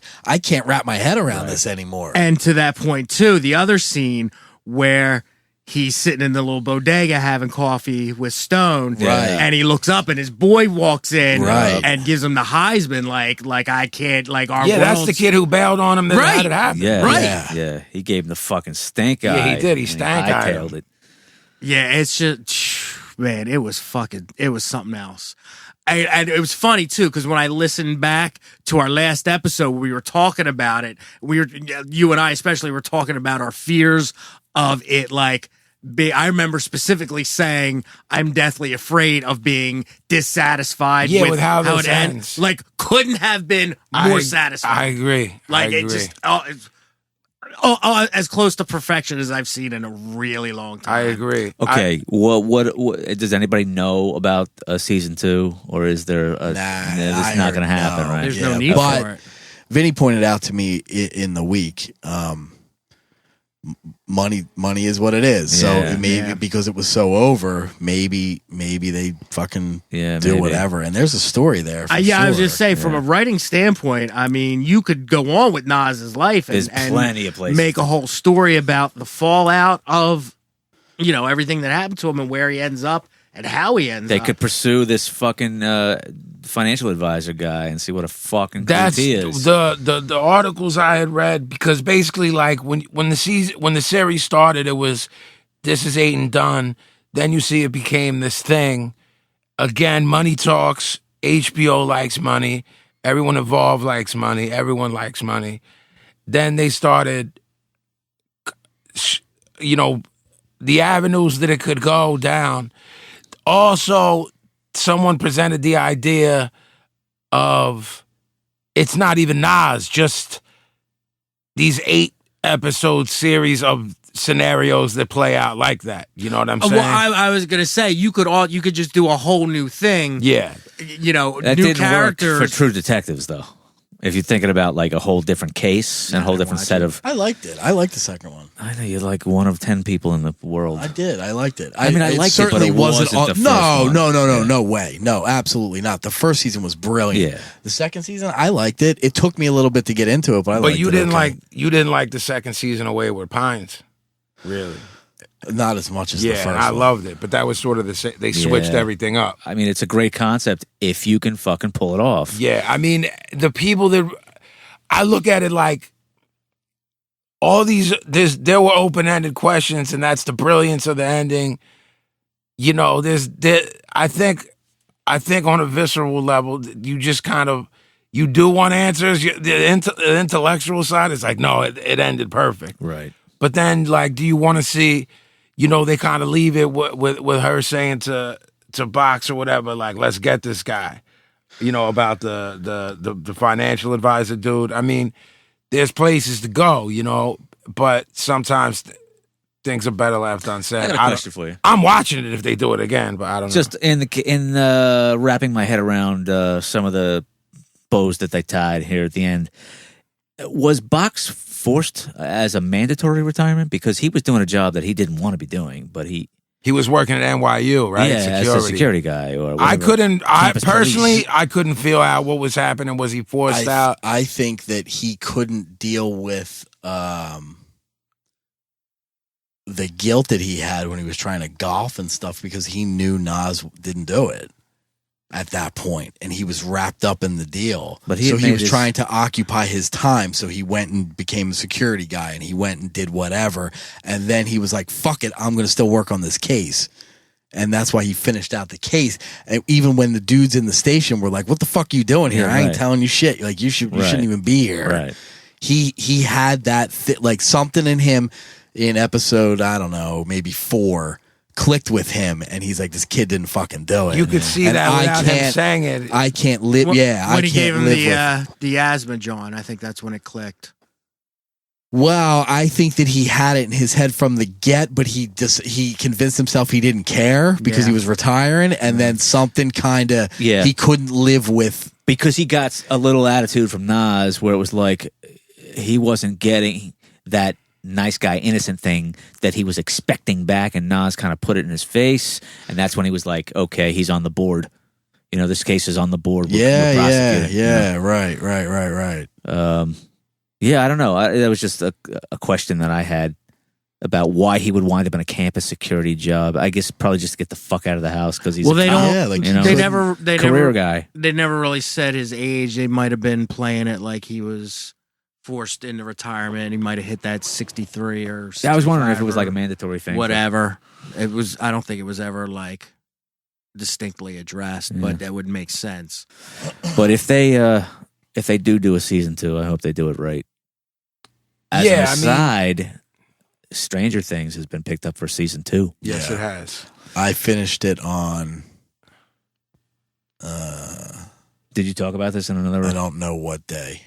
Talk about it at all? Yeah, and I mean the season 2 being Stranger Things 2 being picked up. No, we didn't. Okay. No, because I talked about how it ended, and I also said, money talks. It's buzzing.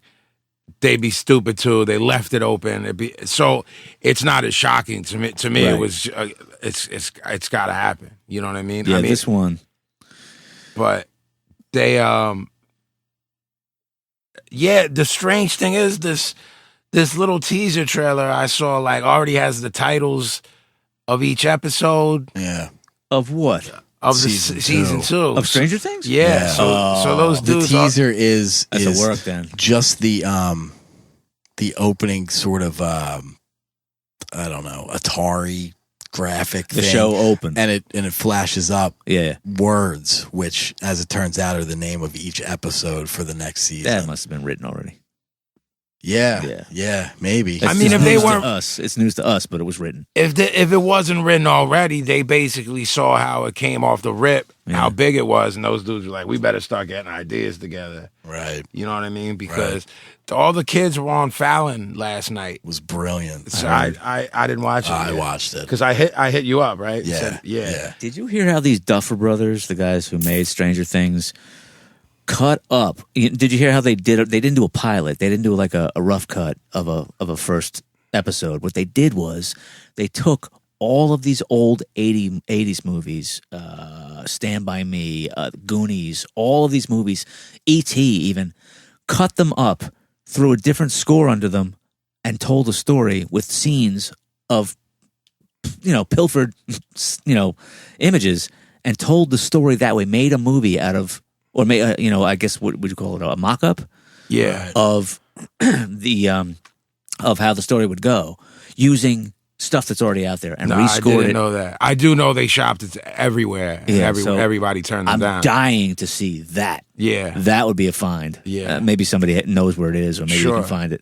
Yeah, I know. I didn't know that at all. I just knew how young they were, how none of it made sense that they knew about any of this because of their 32, and I also knew that that every network from pay cable to everybody turned them down.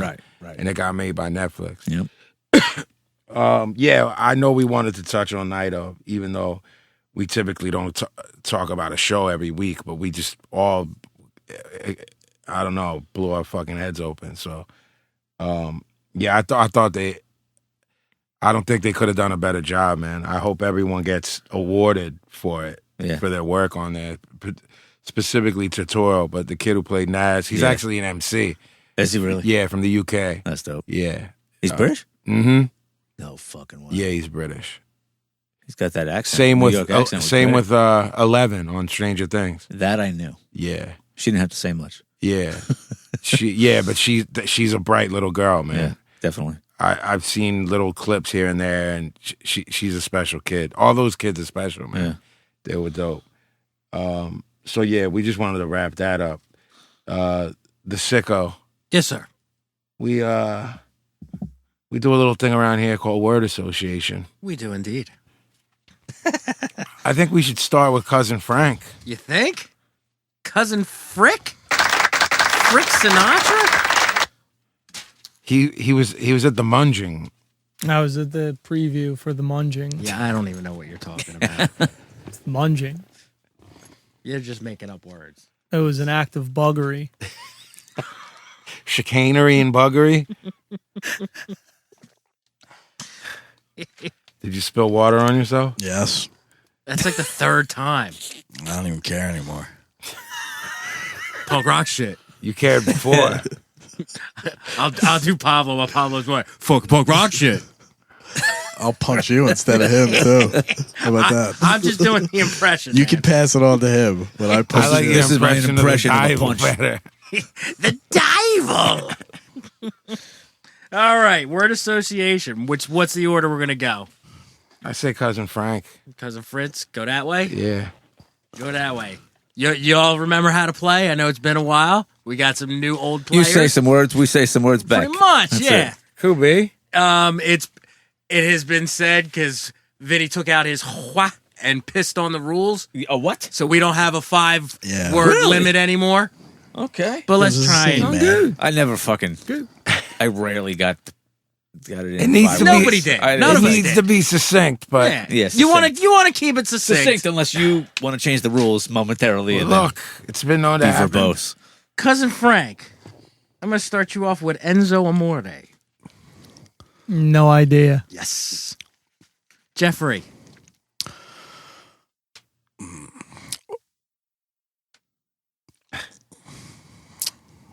Flawless on the mic. Not so hot as a worker, I'm finding. He bumps well. I think that they almost have the key to making him fucking super over and money, but it's not quite there. Vincenzo.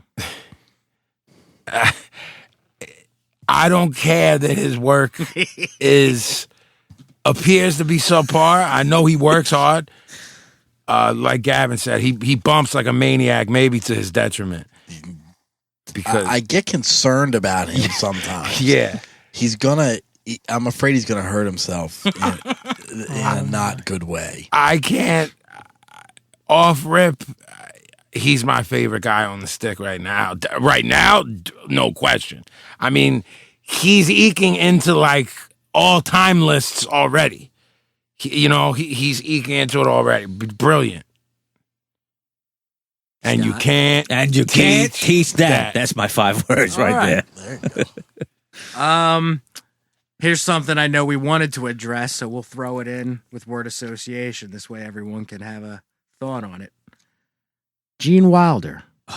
The recently passed Gene Wilder. We didn't do a Who Tapped. Augustus Galoob. Yeah. Jeffrey. Stir Crazy is one of my all-time favorite movies. I'm with that. So that's the chicken suits, right? Yes. Yeah.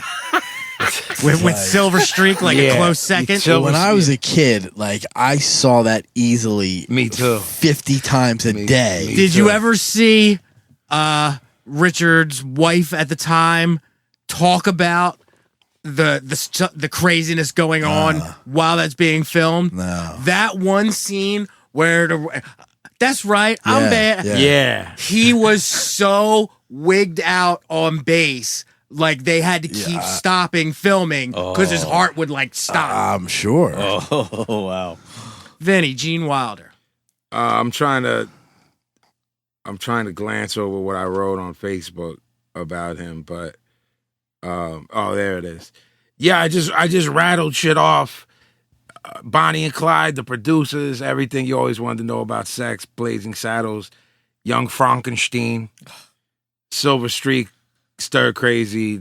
I mean, my childhood, man. Guy was brilliant. I mean, if he only made Blazing Saddles and Young Frankenstein, Yeah. he would still be in my all top 5 comedic actors ever. I got a what's better. Whoa. Whoa. Oh, All right. oh. What's a funnier movie, Blazing Saddles or Young Frankenstein? Oh, man. If you have gun to your head, you got to choose Gun one. to my head. Not a better movie, funnier Gun movie. to my head, Young Frankenstein. More laughs per minute. Young Frankenstein. What knockers? I got to go with Frankenstein. It's a tough one. Yeah. I'm going Blazing Saddles. I'm with you. I'm going Blazing Saddles too. But, I mean. But I can't argue with I don't feel strongly about it at all. Walk this Blazing way. Saddles would never be made ever again. No. Ever. not hip hop Chris. It's so stupid. That's so stupid. All right. Well, that was a nice little tribute. Let me throw it in with word association. R.I.P. Gene. Moving right A along. Laurel and Hardy handshake.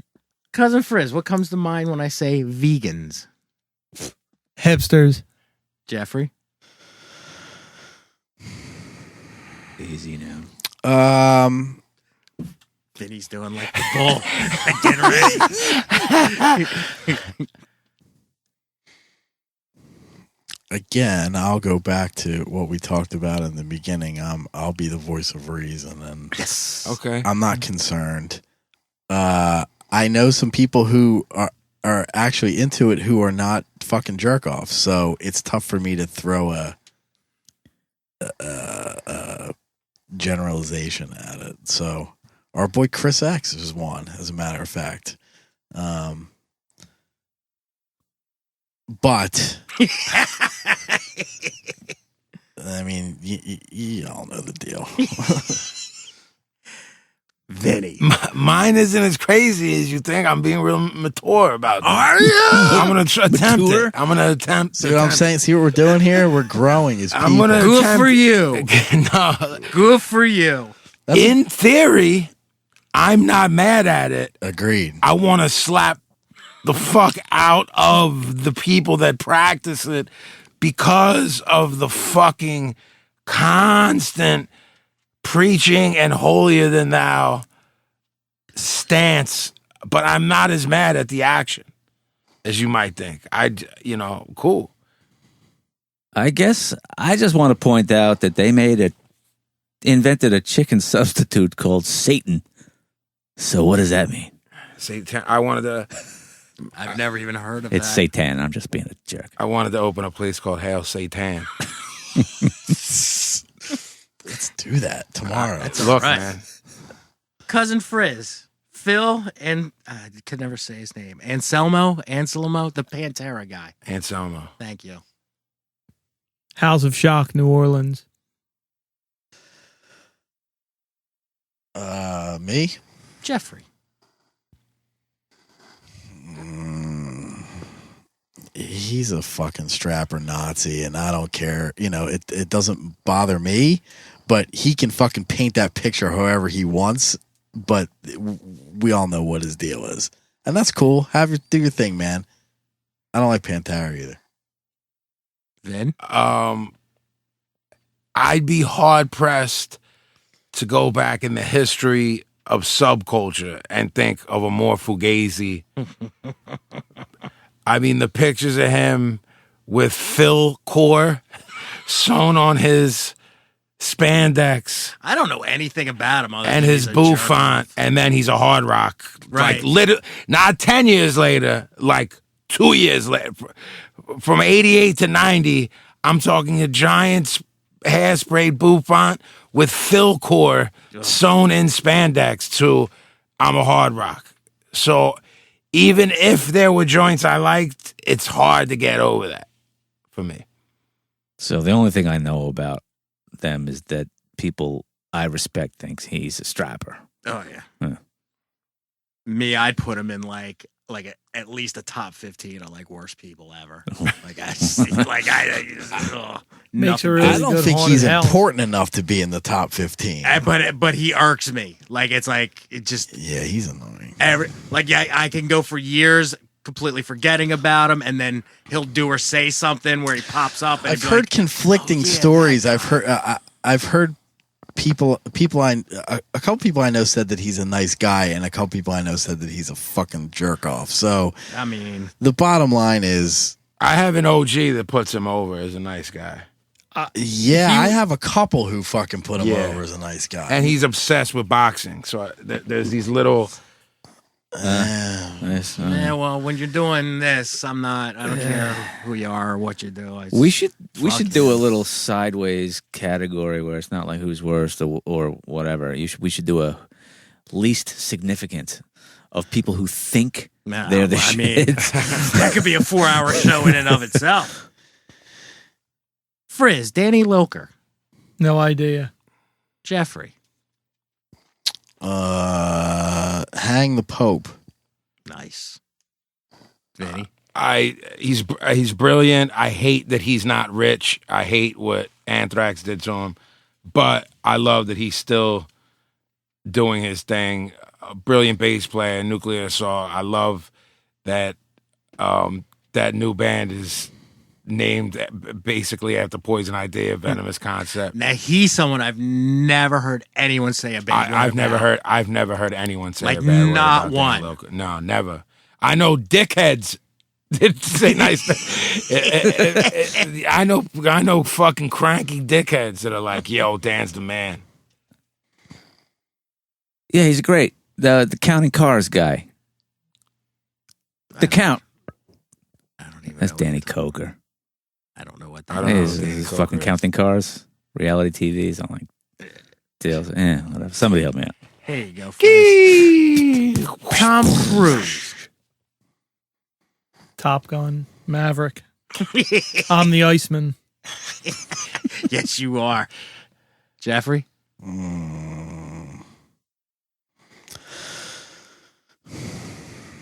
I don't like him. I saw that coming. He's a fucking weirdo Scientologist. But I like that fucking movie What's that movie I like that he did? Magnolia. No. Oh, He's good at Magnolia. Eyes brilliant. Wide Shut. I like Eyes Wide Shut. Oh, Kubrick gets the credit for that. I've watched it 100 times. It makes no sense, but I watch it every time it's on. All right, Vinny. Someone we all know. It's known. I don't know what kind of trouble we can get into. A lot. It's really. Yeah, they come and shut you down. Yeah, you'll have L. Ron Hubbard. Oh, Just- No. The other thing. Just say allegedly. Yeah, allegedly, well, part of the story isn't alleged. So, allegedly, the Tom likes the sexy time with the men. That's his cool. Whatever. That's his deal. But go ahead. If you're gonna say I'm wrong, I know that. No, Oh, we okay. already. I thought everybody just knew that. Okay, yeah. But the funny thing is, as the great lengths he and his whole world goes to Well, cover that. I'm up. gonna expose how they didn't go far enough. Someone we know.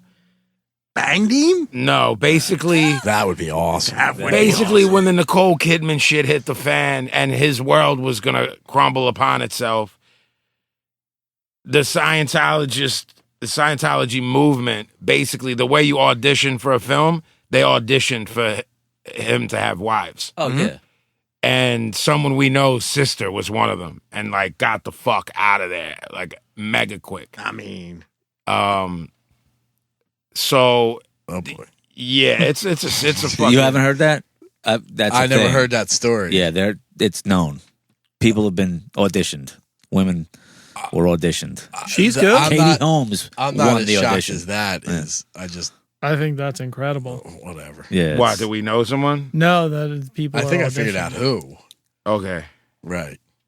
oh, I need to know. Whatever. Everybody be quiet. Stop. Kayfabe everything. Yeah. Nothing happened here. Scott? What's the Top Gun quote? Ride my tail anytime or some shit? Yeah, man. Hello. Never saw it. I'm just going to say, Tom Cruise. Dom dude, I was gonna do it. I'm like, let me let sick of Dom dude. Dotton. Cousin Frizz. Mean Gene Okerlund. Had a good restaurant.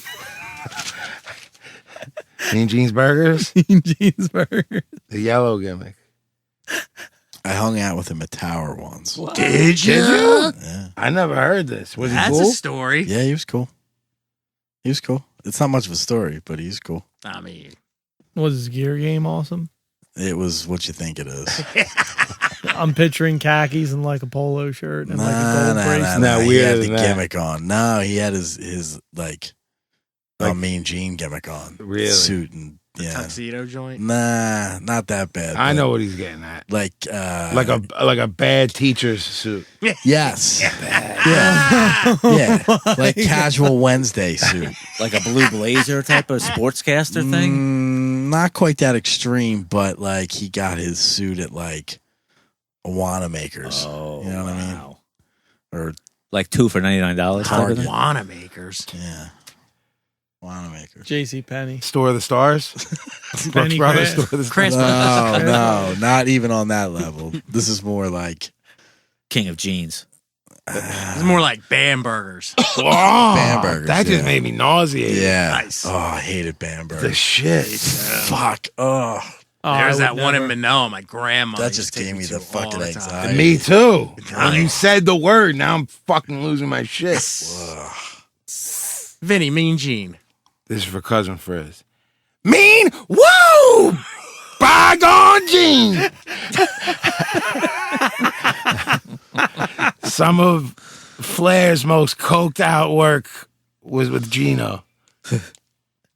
yeah. If you ever get bored, watch the bloopers of Gene. So It's fucked. so good. There are bloopers. Yeah. Yes. Oh. Brilliant. Yeah.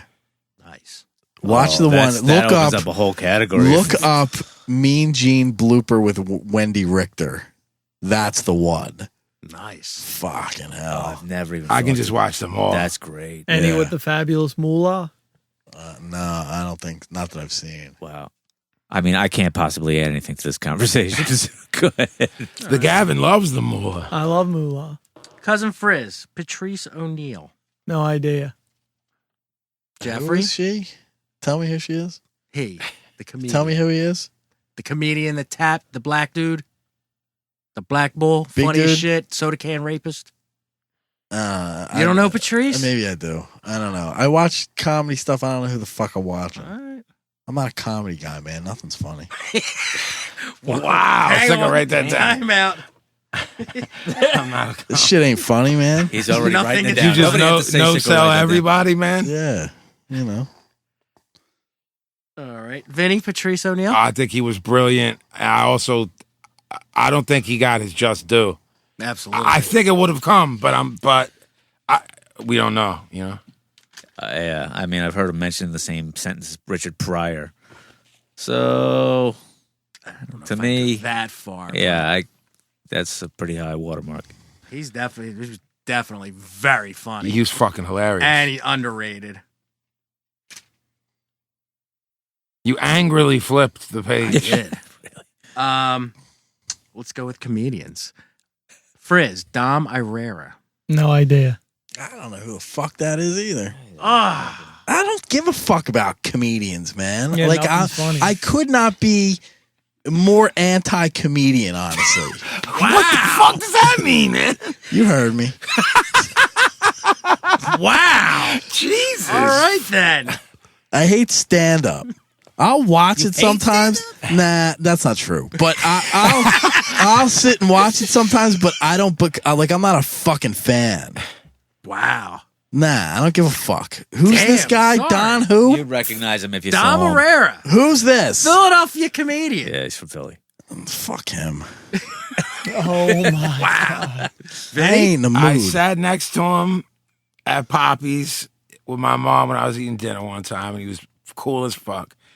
And I'll add on to that. Big Petey, little Petey, repeaty. Petey. Fine, I take it back. Yeah, if he was see. nice. If he was nice to you and your mom, I'll He take was it very back. nice. All right, I take it back. Stallone. I mean, he wears a Kangol backwards, you know. Really? Yeah. Let him know that sometimes shit's more serious than that. You know what I mean? I'll be sure to let him know. What do you mean, comedy in general? They should I'll pass that along. It ain't all jokes, comedians to Dom rethink? Amaro. It ain't all jokes, pal. Tom Amaro. Wow. You heard me. It ain't all jokes. Cousin Frizz, do you know who Jay and Silent Bob are? Yes. There you go. There's a show. I can't think of the movie. Mallrats. All right. Hmm.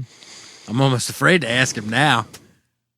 Hates comedy. Well, I like those movies. I wouldn't say that they're super over with me, but I like them. Like I'll watch them. But that little skit that they do where they go and see motherfuckers who talk shit on them on Yes. the internet and stomp them Yes. out is probably the greatest thing I've ever seen. Yes. Rock on. Vinny. Jay, I'm not sure the proper way how you pronounce his last name. Yeah, I don't know either. I don't know how- Mules or something? Yeah, Muse. Muse, maybe? MEWE. Yeah. Yeah. Jason Mewes is probably again. I don't want to drag him into stand-up comedy and shit like. One of the most naturally, everything that motherfucker says, and I don't know if it's some East Coast shit. Everything that comes out of his mouth makes me laugh. Stallone. Jay and Silent Bob. Yeah. Snoochie boochies. I mean, Berserker. Would you like to suck my fuck berserker? Making fuck berserker. I love to use like making fuck berserker. Did you just say making fuck? you know what can I say? Cousin Frizz. Winston Smith. No idea. Nice. Jeffrey. Pablo wrote him letters and he was nice to Pablo, so I he's should have over waited with for me. him to come back to do that one. He's over with me. I'll throw that one in Oh, was next that week. the guy he mentioned one time? He's good. He did all the Dead Kennedys art Oh. stuff, a lot, Alternative Tentacles, old hippie guy. Not really a punk rock guy, from what I understand. Got it. He was just a San Francisco weirdo or something that Biafra knew. I was actually speaking of the character, but we'll that's what I accept thought. these answers. Vinny? I don't know who that is. Winston Smith? Yeah, Winston Smith. George Orwell.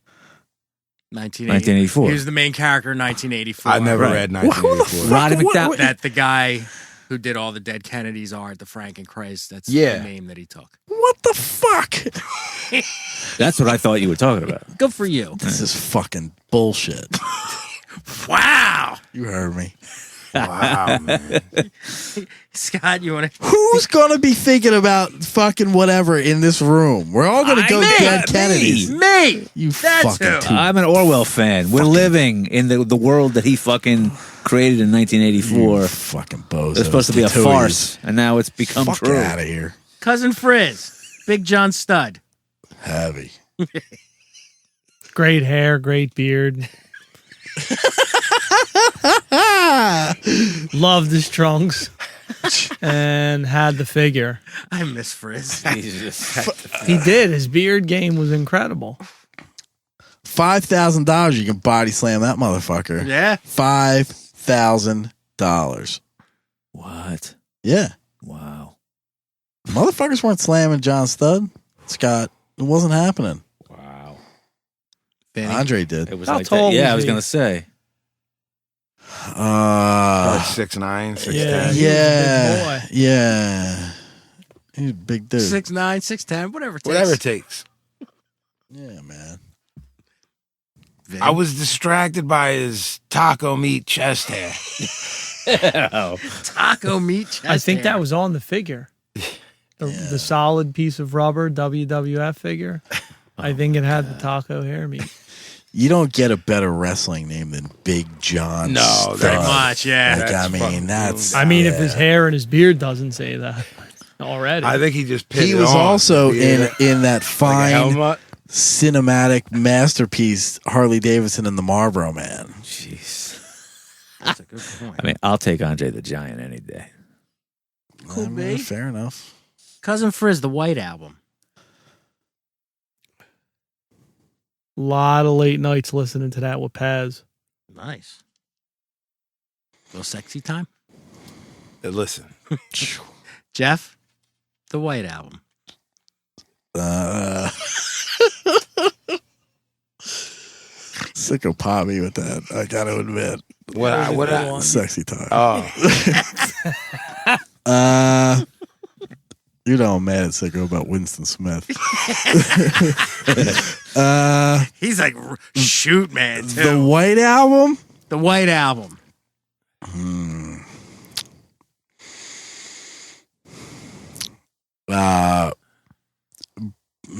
There are fucking genius, flawless songs on there, and there are some dog shit songs on there. It's the beginning for me of when they started to pick their future routes. Absolutely. Good call. Vincenzo. I don't know if this is accurate, but I feel like it's what the average head goes to when thinking of that band. And Really? yeah, Not Sgt. Pepper? I think music people go to Sgt. Pepper. I think the lay person thinks of the White Album, and I think That's funny. I would think the exact opposite. Yeah, I think the White Album is one of those. I'm White going to Album's stick hard- this out even it's hard through to the bad listen songs. to if you're not. I would Feeling think it. they go to Sgt. Pepper's or Abbey Road. Yeah, Abbey Road. instantaneously. Yeah, I think so too. See, to me, if you say the word, they made an album that's not called the White Album, Right. And everyone, there's 7.5 billion people, almost 8 billion people on Earth, and you say the White Album, and they know what it means. see, there's something on this record for everybody because the cornballs will go for Obla Di Obla Da, but the fucking heads will go for like that Happiness is a song. Warm Gun and While My Guitar Gently Weeps. I don't like that song. How Fucking love dare that you? song. I think it's more of I've heard it too many. I dislike it. I just don't need to hear it ever. Savoy again. Truffle, one of the fucking greatest horn sections ever recorded. I go for Piggies myself. It sends me messages. Yeah. Blackbird, one of the most beautiful To songs do ever things. fucking written. You know what I'm saying, man? Cousin Frizz, Oh, I do. EPMD. Kick the crossover. Okay. What? EPMD. Stop being so hostile to me. I don't know about it. about it. He almost didn't even. Vin? He did. I don't EPMD. know. I don't Damn, want to man. know. I do know some things, but Yeah, I don't. It's I'm like I not could gonna go do it. on for so long. The production brilliance is probably what sticks with me. Yeah, same here. That's what always got them over in my head. The production was amazing. All right. And last one, Cousin Frizz, Tito Santana. El Matador. We did Tito before because I fucking did Carlos Santana. That was the whole joke, remember? You know what? You're really mean. Fuck. I'm done with you. Remember you said Tito No, Santana? I and don't was remember. like- If I had remembered, Yes, I you wouldn't do. say it. Yes, you do, because it was the only time I ever got shot on in the history of the fucking show, and I deserved it. I was a raging And bull man. you said Tito Santana, and I said, I like that song that's not Black Magic Woman. And everybody was like, fucking Tito. And I was like, oh, Ariba. I have no memory of that whatsoever. And then Vinny said Tic Tac Balls, and then we fucking moved on. All right, and there you have it. Hey, Another rousing rendition. lightning round. The lightning round. Have you seen the little piggies rolling in the dirt? In his white shirts. Always have clean shirts. I'm killing time for you, brother. Well, because I it's got so- you. I got you. it's Somebody's so, giving him the stretch. I got you. stretch. it's so fucking draining to do this segment. I got you. I'll continue to sing. Well, please do. Always have clean shirts. This is a segment. Wait. Yes. You know, Why are you looking at me? you got to do it. What am I doing? He wants you to sing the theme song. Oh. Dear Vinny, here's some Right, maniacs. Here's some thoughts from some fucking maniac. I don't think he's in a singing mood today. I'm all wrapped up in Manson messages from the White Album in my head. hear you. You know what I mean? Oh yeah, I do. Number 9. Because I'm all wrapped up with Charlie right Number now. 9. Oh, right. Word, Yeah. that Number gimmick. 9. Did you Yeah. start that? It's for the All show. right. Kise Fise? Yeah. All right, bet. This segment is called Dear Vin. Seems to be a hit with the. Dear Vinny. I'll Here's some sing thoughts it from if some you need a fucking fucking maniacs. you need a live version. I'll do it, Scott. I'm always open for that. This one. I guess I'm gonna have to keep some names out of it, and I wouldn't normally read this and air somebody out, but this fucking kid is unrelenting after I told him to go away. Uh-oh. Nice. So that's why he's getting aired out. Again, it's not really airing him out because I'm not going to say his name. We told you last week, man. You're gonna send the deal from last week on. It's Thunderdome. It's Thunderdome. Like you're gonna say some dumb shit. We're gonna call you out on it. We've been nice, but behave. Dear Vin, I met you about 4 years ago and told you one day I'm going to contact you to do a song. Oh, boy. Since then, I did a song with blah, blah, blah and blah, blah, blah. 2 no names, but I'm not going to say them because that's their business. Right. And now my debut project is about to be recorded with appearances from blah, blah, blah and blah, blah, blah. 2 more guys. People would know. Bon Jovi. Yes. This project would never feel right if you're not in it. Yours, not spelled correct. And in it, I don't know. Do I live in the project? I mean, This music funding group wants to handle my project and said again, I know I say this every day event, but I'm reading how they wrote it. So it Yeah. sounds like I'm the dumb kid in class, but these people are the dumb kid in class. This music funding group wants to handle my project and said if you send me a letter of commitment or proof you'll be on a song, as Scott can back up, this is unheard of. wow. Practice / this isn't even He's asking for a letter of intent. correct. I mean, So I'm a little baffled here. I've convinced them to pay you $1,000 to be on a song. I found the most brolic beat I could possibly find from blank. It took me about a year to find. They said if I don't get a letter of commitment from you by the 31st, they won't fund it. So first off, motherfucker, I haven't done something for $1,000 in a million years. That's first of all. So get the fuck out of here. As a side note, I told him that. Just because I was offended by the offer, not by the, you know what I mean? And he tripled it, and I still told him to go pound sand, all right?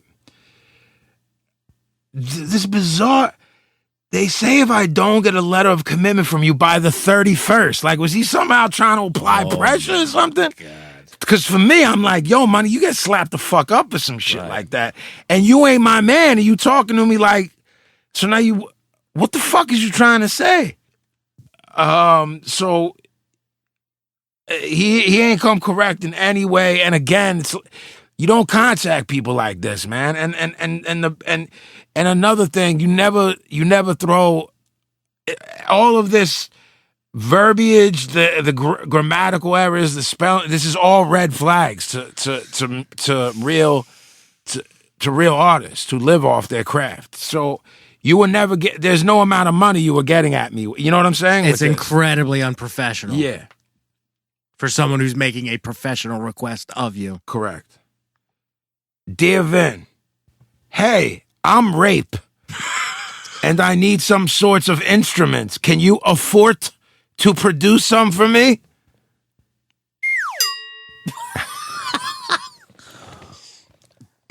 Dear Vin, I'm Pestilence.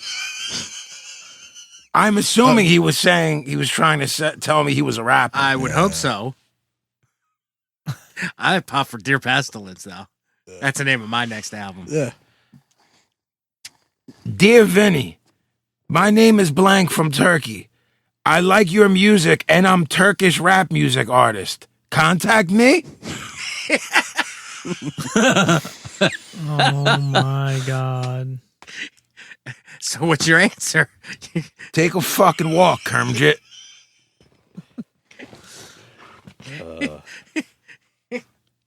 Dear Vin, man, when you gonna get me out this small town? Oh, Lord. North Miami, from my understanding, we spiritually talk and you hear me rap. Or maybe that's the future, or if I can be that lucky. Vinny, I need help. He spells it HEL 7_/5 and an exclamation point. The P. symbol for boron. Vinny, I need help. I'm known to be a satanic leader and I make moves in breach of war. But what is right? Please tell me what news is about Americans and what ISIS is promoting in your head. I heard invasion of America of enslavement. To United States citizens, and I need help. Hey, Vinny, do you want to sign me? I'm working on a project called The Difference of the Root of Eden. There's too much. We're fucked. We're fucked. Lastly, dear Vin, sir, I'm a rapper. I want make a song with Ya on D collab. Oof. I am willing to pay for it. Please help me out. I want rise in my career. Oh. You're fucking right you're willing to pay for it, you fucking schmohawk. I think you just did. Leave me the fuck alone. This should be changed from Dear Vin to Poor Vin. Now, I have this really, really long one that... Ayo. Hey, yo. You AO'd me before I finished the thought, so that's an unfair AO. There was a pause. It's a preemptive AO. It's a really long message that I'm going to let Gavin hear to see his opinion on whether I should read it, because it's crazy and manic, but there's shit in there that you might not want to put over because the person is nuts and maybe that's almost what they want out of it, if that makes any sense. None of what I'm saying makes any sense until you hear it. So I'm gonna let Gavin, because it's gold, Jerry. It's gold, but there's some inappropriate shit in it aimed at me. You know what I'm saying? So that's been another installment of Dear Vin, but there's plenty more that we have. Wow. The sickos got more. Oh, we've got quite a file. And more come in by the day, Yeah. so there should never be. Once again, that's been Dear Vin. With that, sicko without Pablo here this week, I'm sure you took on his very difficult job of reading emails. Yeah, it's quite tough getting those emails. He likes to, make it seem a little bit. Can you explain to us how easy it was? Since he, it did take a little effort because I did have to go back a couple of, I'd say like 2 months to find stuff that was. Oh, all right. Seemed okay. But other than that, it was like a 5-minute thing. Okay. So, our first message, and I'm gonna preempt this by saying, this email came to us before the last episode that we just put out on Tuesday. The devil. So this was written before this, but it's one of a few that came on this subject. oh boy. And I'm gonna put his name out there because they put their name in it, so that means they want their name out there, right? Well, we've already discussed this. Yeah. I could say the names of all these Right. people in my shit. I just don't for lack of a headache, but whatever that it becomes public. So this is from Craig Poland, and Craig just writes, "Please, ... for the love of fuck, don't let OG eat while Yo, recording." guess what, motherfucker? Guess what? Another one. This is look. You don't decide a motherfucking thing, Chris. Sorry, bro. Don't Craig. listen anymore. Don't know what the fuck to tell you. Fuck you. We're sitting at my kitchen table and we're eating fucking cereal, man. I don't know what the fuck to tell you. You don't like it? Don't fucking listen. Fuck But really, out of here, man. I'm with you. I don't get fucking guess what? I don't get fucking told what to do, Chris. Sorry, Craig. Listen, Christopher. for the love of fuck, would you listen? So now you understand. Chris, we don't take requests. Chris, I ain't mad at you, man. But you know what? Like, I'm gonna eat fucking cereal and I'm gonna eat whatever the fuck I eat. Like, Pretzels? it just is what it is, bro. Here's the thing, Pretzels? man. Cookies Here's the and milk? thing. Pasta? Here's the thing. I'm gonna sum this show up to you. We basically push record on what would be if we were just sitting around in the room. And we would be eating. Now, of course, there's little things here and there that we don't do in fucking real life. You know, we don't fucking talk about Pablo's fucking cheap shit all the time and whatever the fuck. But, I mean, we do, but for yourself. we do, but it's not I as, beg to you know, differ. whatever. So basically what we're doing is we're pushing record while we're fucking hanging out, man. And part of that, sometimes I'm going to eat on the fucking mic. If you don't like it, bro, don't fucking listen. I don't know what to tell you, man. And stop writing us fucking dumb letters. Like, why don't you write something and be like, yo, man, I like hanging out, listening to the fucking show, whatever. Like, if you're going to write with heat, you're going to get heat back. It just is what it is. And believe me, man, if I really wanted to give you fucking heat, you wouldn't fucking be able to handle it. I'm fucking, Sicko, write that down. I'm a nice fucking guy, man. Don't fucking push me. Because you're close to the edge. I like cereal. Who See what I'm does? saying? So the next one, this is for Vin and Gavin, but I guess anyone can jump in if they have a. I ain't thought mad to at it. you, Chris. I like that gimmick. Thanks. This I is stole from from Jericho. This is from Connor, and I apologize if I mispronounce your last name. Linehan. And he asks, if you had to pick a wrestler to be the front man of a band, who would it be? Good question. I'm not mad at that question. Think on it. Harley Race. Jesus, what kind of band would that be? Oh, and he also says, who would it be and what band? So maybe for like an already established band. Well, that's a loop. But I think I like it better, like just if you had to pick a wrestler to be a front man. Harley would front a band that sounded like Anti-Scene. See, I don't see that at all. I see Harley fronting like Rebel Outlaw Country. No, like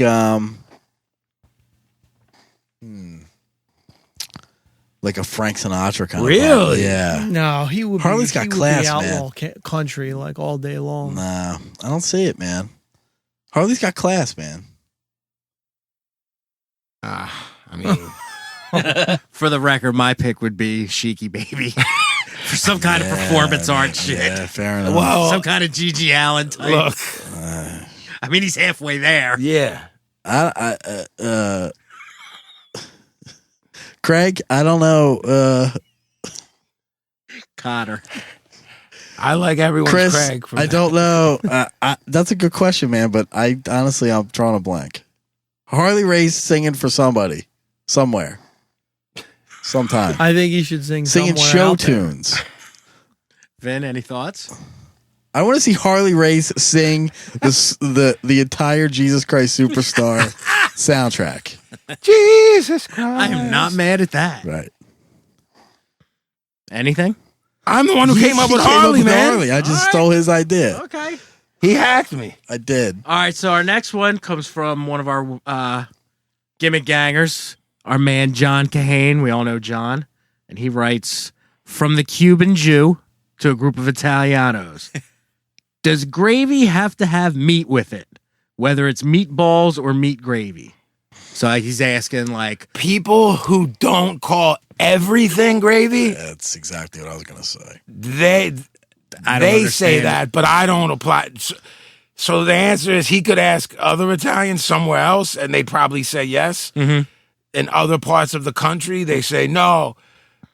It's only gravy if you put meat in it. But to everyone here, it's Gravy's gravy. Amen. Kathleen made gravy a couple weeks last week or whatever, and there was a fucking couple bins of mine, and then there was Kaylee's because Kaylee doesn't eat beef, so she said Kaylee's gravy's on the top, your gravy's on the bottom. What the fuck, you know what I mean? Yeah, It's all right. fucking gravy. And there's two kinds of gravy. There's red gravy, there's brown gravy. It's all That's gravy. Right. It's all That's it. gravy.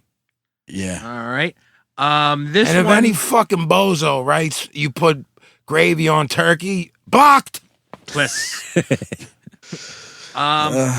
This one doesn't really have a question, and it's from a while back, but I thought it was kind of funny because apparently this is from Boof Radley, and Boof took umbrage. Not Boof. Yeah, Boof Radley. That ball Boof. Boof took umbrage with something I said He's a on few the- episodes back. he's on the Twitter. Isn't He is. Yeah, I'm with that dude. So Boof starts out the letter with the quote that I said that he does not care for. And that quote is, the dirty, disgusting Jersey Ocean. It's Jersey. It's the Atlantic. These are quotes taken straight from the podcast. I am appalled. I am a proud Jersey resident and would drink our ocean water any day. I would baptize Sicko in this water. I would bathe in this crystal clear water. There's a reason New Jersey is known as the Aruba of the East Coast. Please stop talking shit about New Jersey so much on the podcast. It's a great state. I'm putting over his promo. I'm a fan. Yeah. I'm a fan of him. Of it, New Jersey's still the hellhole that it is, but I just marked for his promo. I was gonna say it's directed at me, but he popped me with that whole yeah, thing. Almost makes me rethink Jersey, but then I think, Almost. nah, yeah. it's no, Jersey. he cut a nice promo. All right, so this is the last one. Gavin's doing the Raleigh fingers gimmick. Boo Bradley. Boo Bradley, I like Boof. that.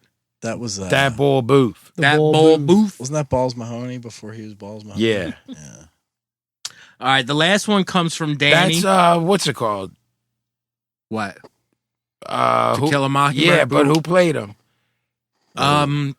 Bobby D. Duvall. Bobby D. Yeah. Howard says that's the real Bobby D. Hey, Robert Duvall. I ain't mad at Can't that. argue, man. I ain't mad at that. All right, you ready for the last one? So this one's a serious question. This is from Danny. It's kind of long, so I'm going to do a little editing. What's up, y'all? Love the show. It's nice to hear the shit. It's nice to hear shit that I think and feel is felt by others. So he goes on to say, my 13-year-old daughter and I have been at odds with each other pretty much since she turned 13 back in April. Her mother and I recently took her to see a psychiatrist. She was diagnosed with chronic depression disorder. After a few sessions, the doctor suggested she take Prozac, and I wasn't sure if that was a good move. My girl was down from the jump, and after reading up on the side effects and listening to y'all, I was on board. She's been taking it now for a little over a month, and we are seeing major improvements. My question is, do y'all have any suggestions for me to be more open-minded and to be a more open-minded and understanding father to her? So those of y'all that have children. First off, it seems like he's already open-minded enough to write us. That's what I thought. He obviously loves the shit out of his daughter. Concerns about medication at that age, for someone that age, completely normal for him to be worried about that, for him to be worried about side effects.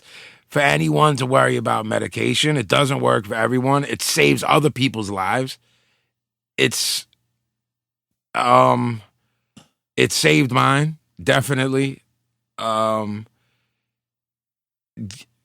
has 3 kids in that age realm. I'm not gonna, say the specific ages. I don't think any of them right this day are 13, are they? Lyden will be in a week. Yeah, so, in terms of the parental side of it, my son's only 3, so I can only speak to the half of what he's asking about, and that's the medication. And I think he's already keeping an open mind by saying he hears a lot of similarities in how we think and how he thinks. I mean, this is something that would have been written off years and years and years ago because people weren't diagnosed. You know what I mean? Mm-hmm. They would just say she was acting out or a bad kid. Now she's able to be diagnosed and be helped. I think you said something earlier, Sicko, about being quiet, being more powerful than talking sometimes. I think just letting her get used to the process, and like a month isn't even that long for in terms of how medication works. You know what I'm saying? So they'll really start seeing it in 4 or 6 months. You know what I mean? But in terms of the parental aspect, the OG would be able to. I don't know exactly what. I mean, I know he told us a lot of things that he's probably not comfortable talking about, but what I don't know enough to say. When you say more understanding, I don't know exactly what you're referring to. Right. It's a tough situation. I don't know, man. I'm going to do a cop-out thing here, and I'm going to say, like, if you're on Facebook or whatever, write us, and Sicko usually gets most of those emails. He'll pass them on to me so we can maybe we can talk a little bit more, because I don't want to say something out of turn because I don't quite fully understand where you're going with it. Because that, like Vinny said, everything that you've told us, the information you've told us, you've been pretty on the ball with everything as far as I feel. I don't know. It sounds to me like there might be something in your head that you think is a little bit more. Well, he's also saying our relationship has been strong, but lately not so much. So I think maybe part of it is just with growing up stuff. Yeah, so do I. Not so much the medication stuff. I think that was just background. Like, yeah, I think so, in terms of dealing with like a teenage daughter who, I mean, I'd have to imagine, you're getting to that age where like you're rebelling or you're thinking about rebelling or. I can't stress enough how much success I have had with just having conversations with my kids like they're adults, not telling them things, not ramming things down their throat, not demanding things from them, but sort of explaining where I'm coming from and trying to grasp where their head's at, and just really having proper communication and taking the time to do that, which I feel like is lost on some parents. You know, they don't know how to do that, and but they can have a conversation with their husband or wife or their friend or whatever, but they can't talk to their own kids. You know, kids are smart, and they'll hip you to a lot of things, man, if you give them the opportunity to do it. I've learned more from my kids than I have from most adults I know, you know, and it's just being open to that conversation and willing to put the time and the effort in, which you sound like you already are doing. And sometimes it's not a matter of a 10-minute conversation or an hour conversation or whatever. It's a series of conversations and a series of things that may seem repetitive to you, but as a 13-year-old, you're setting an example by the things not only that you're doing, but that you're telling them. So, you know, that's where my head goes, man. Proper communication really is the key to resolving almost any issues that you might be encountering. All right. That's pretty heavy. Yeah. And I would just like to say to Danny, you know, hopefully that covered what you were looking for. But if not, you know, you got the address. Feel free to write us back with any follow-up questions. Danny, I'm easy to Anytime. get a hold Yeah. of, man. I ain't Send it to the hiding from BSB anybody. address. You know, we'll shoot it right on over to Send it Gavin. to the Facebook or don't send it to my personal thing because I don't check those messages.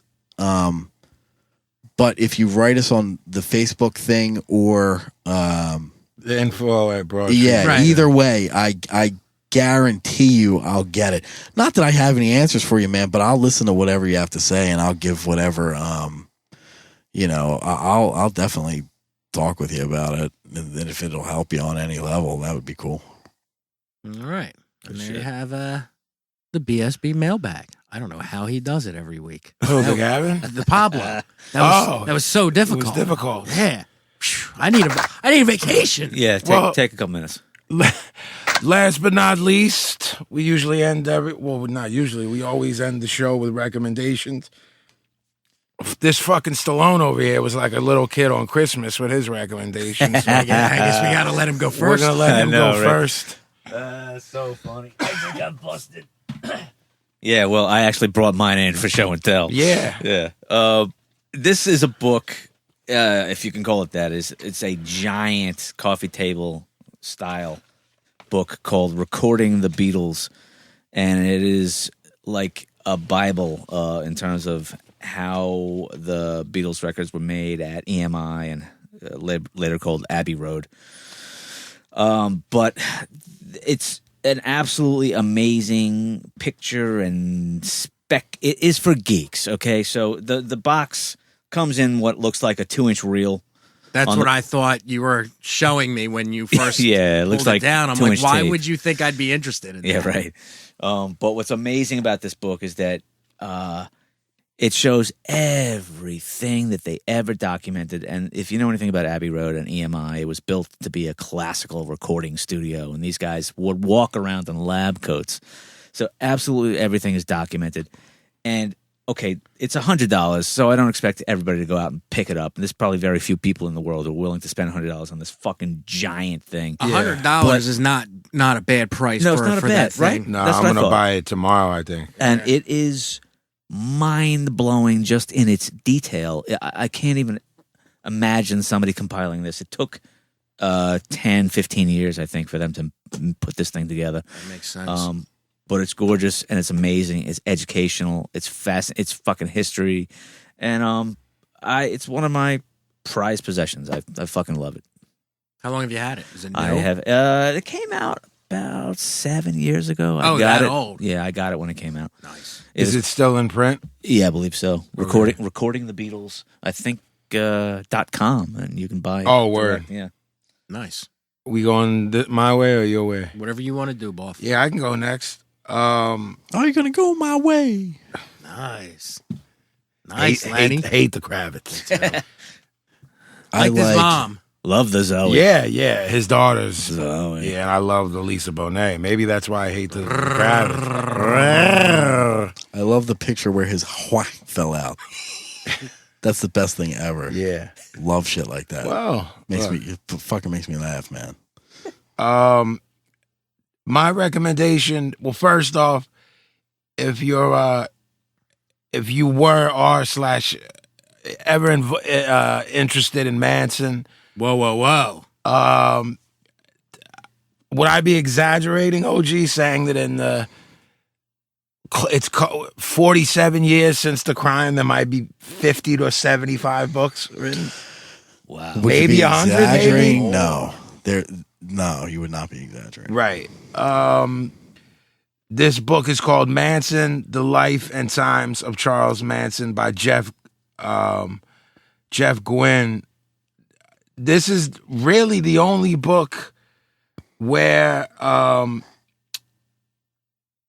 there's extensive interviews with Manson's sister and cousin. Neither of them had ever previously cooperated with an author. So there's a lot. It's compulsively readable. I can't stop where Charlie marks. If you start with the ABCs of Manson and Red Helter Skelter down to the other 100. Jesus, Squeaky Fromm. All these people wrote books. You're never really sure what was what. It's fucked. The fact that I'm saying it's fucked and it's about Charles Manson shouldn't really, but it's witchy. I'm putting it over. You mean witch A? Witch A woman. I'm a Charlie Mark. I will die one. Lots of stuff about Charlie with Dennis Wilson. Nice. The Beach Boys connection. Him running around on Sunset, with those dudes in a Rolls Royce. His childhood from birth on to the murders, basically. What would separate it is the detail. The devil's in the details, right? The devil is in the details. The devil is in the details. So his cousin and sister talking really lends a lot of credibility to the book, and it's super well written. It was on a lot of the top 10 lists of that. It was 2013. So it's a new book considering when that we're going on 47, 48 years since the Tate murders. I can't put it down. I'm not finished it yet, but I'm a Charlie acolyte, and I can't put it down. Charlie knows stuff. Did you hear today? Just today, for some reason, it came up my Comcast homepage or whatever it was, that Mike Lowe was talking about the fact that his bandmate witnessed a Manson murder. No, this is just came up today. No, I didn't. I didn't see it. And I got to look it up. Wondering if that was in there.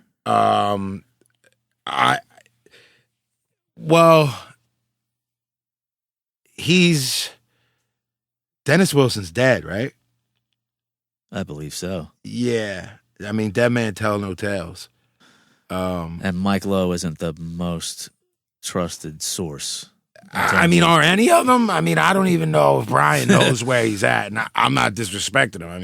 Yeah, I think he's better now, but he's all right, but he's, man. Once you're fried, yeah. You can be functional, but I don't know that he's in bad shape. Yeah, man. He's good. I would love to. OG, how are you, pal? It's fine. You have a recommendation this week? I do. What is it? Music. it's stuff. Things. I'll tell you what it ain't. It ain't a stand-up comedian. Nah, fuck all that, man. This is some serious shit I'm going to recommend. New NYC Headhunter 7-inch. Ooh! Yeah. The Rage of the City. I don't know how new it is, but I think it's pretty fucking new. It's 100% 2016, but I think it's in the last month. Fucking better than the first one. Better than that demo? Fucking hard. Okay. New York punk rock, fucking no nonsense motherfuckers, They man. fucking rule. You know what This I love band most about that rules. band? That bull singing tries to sing like Gavin. Like he doesn't know he's doing it. Yeah, yeah. But every time that demo comes up, and I'm like, is it? Oh, that's right. It's the dude who sounds like Gavin. I love that band. That's Listen. I didn't know they had a new gimmick. Yeah, neither. man. It's called The Rage of the City. I don't know how many songs are on it, but a few.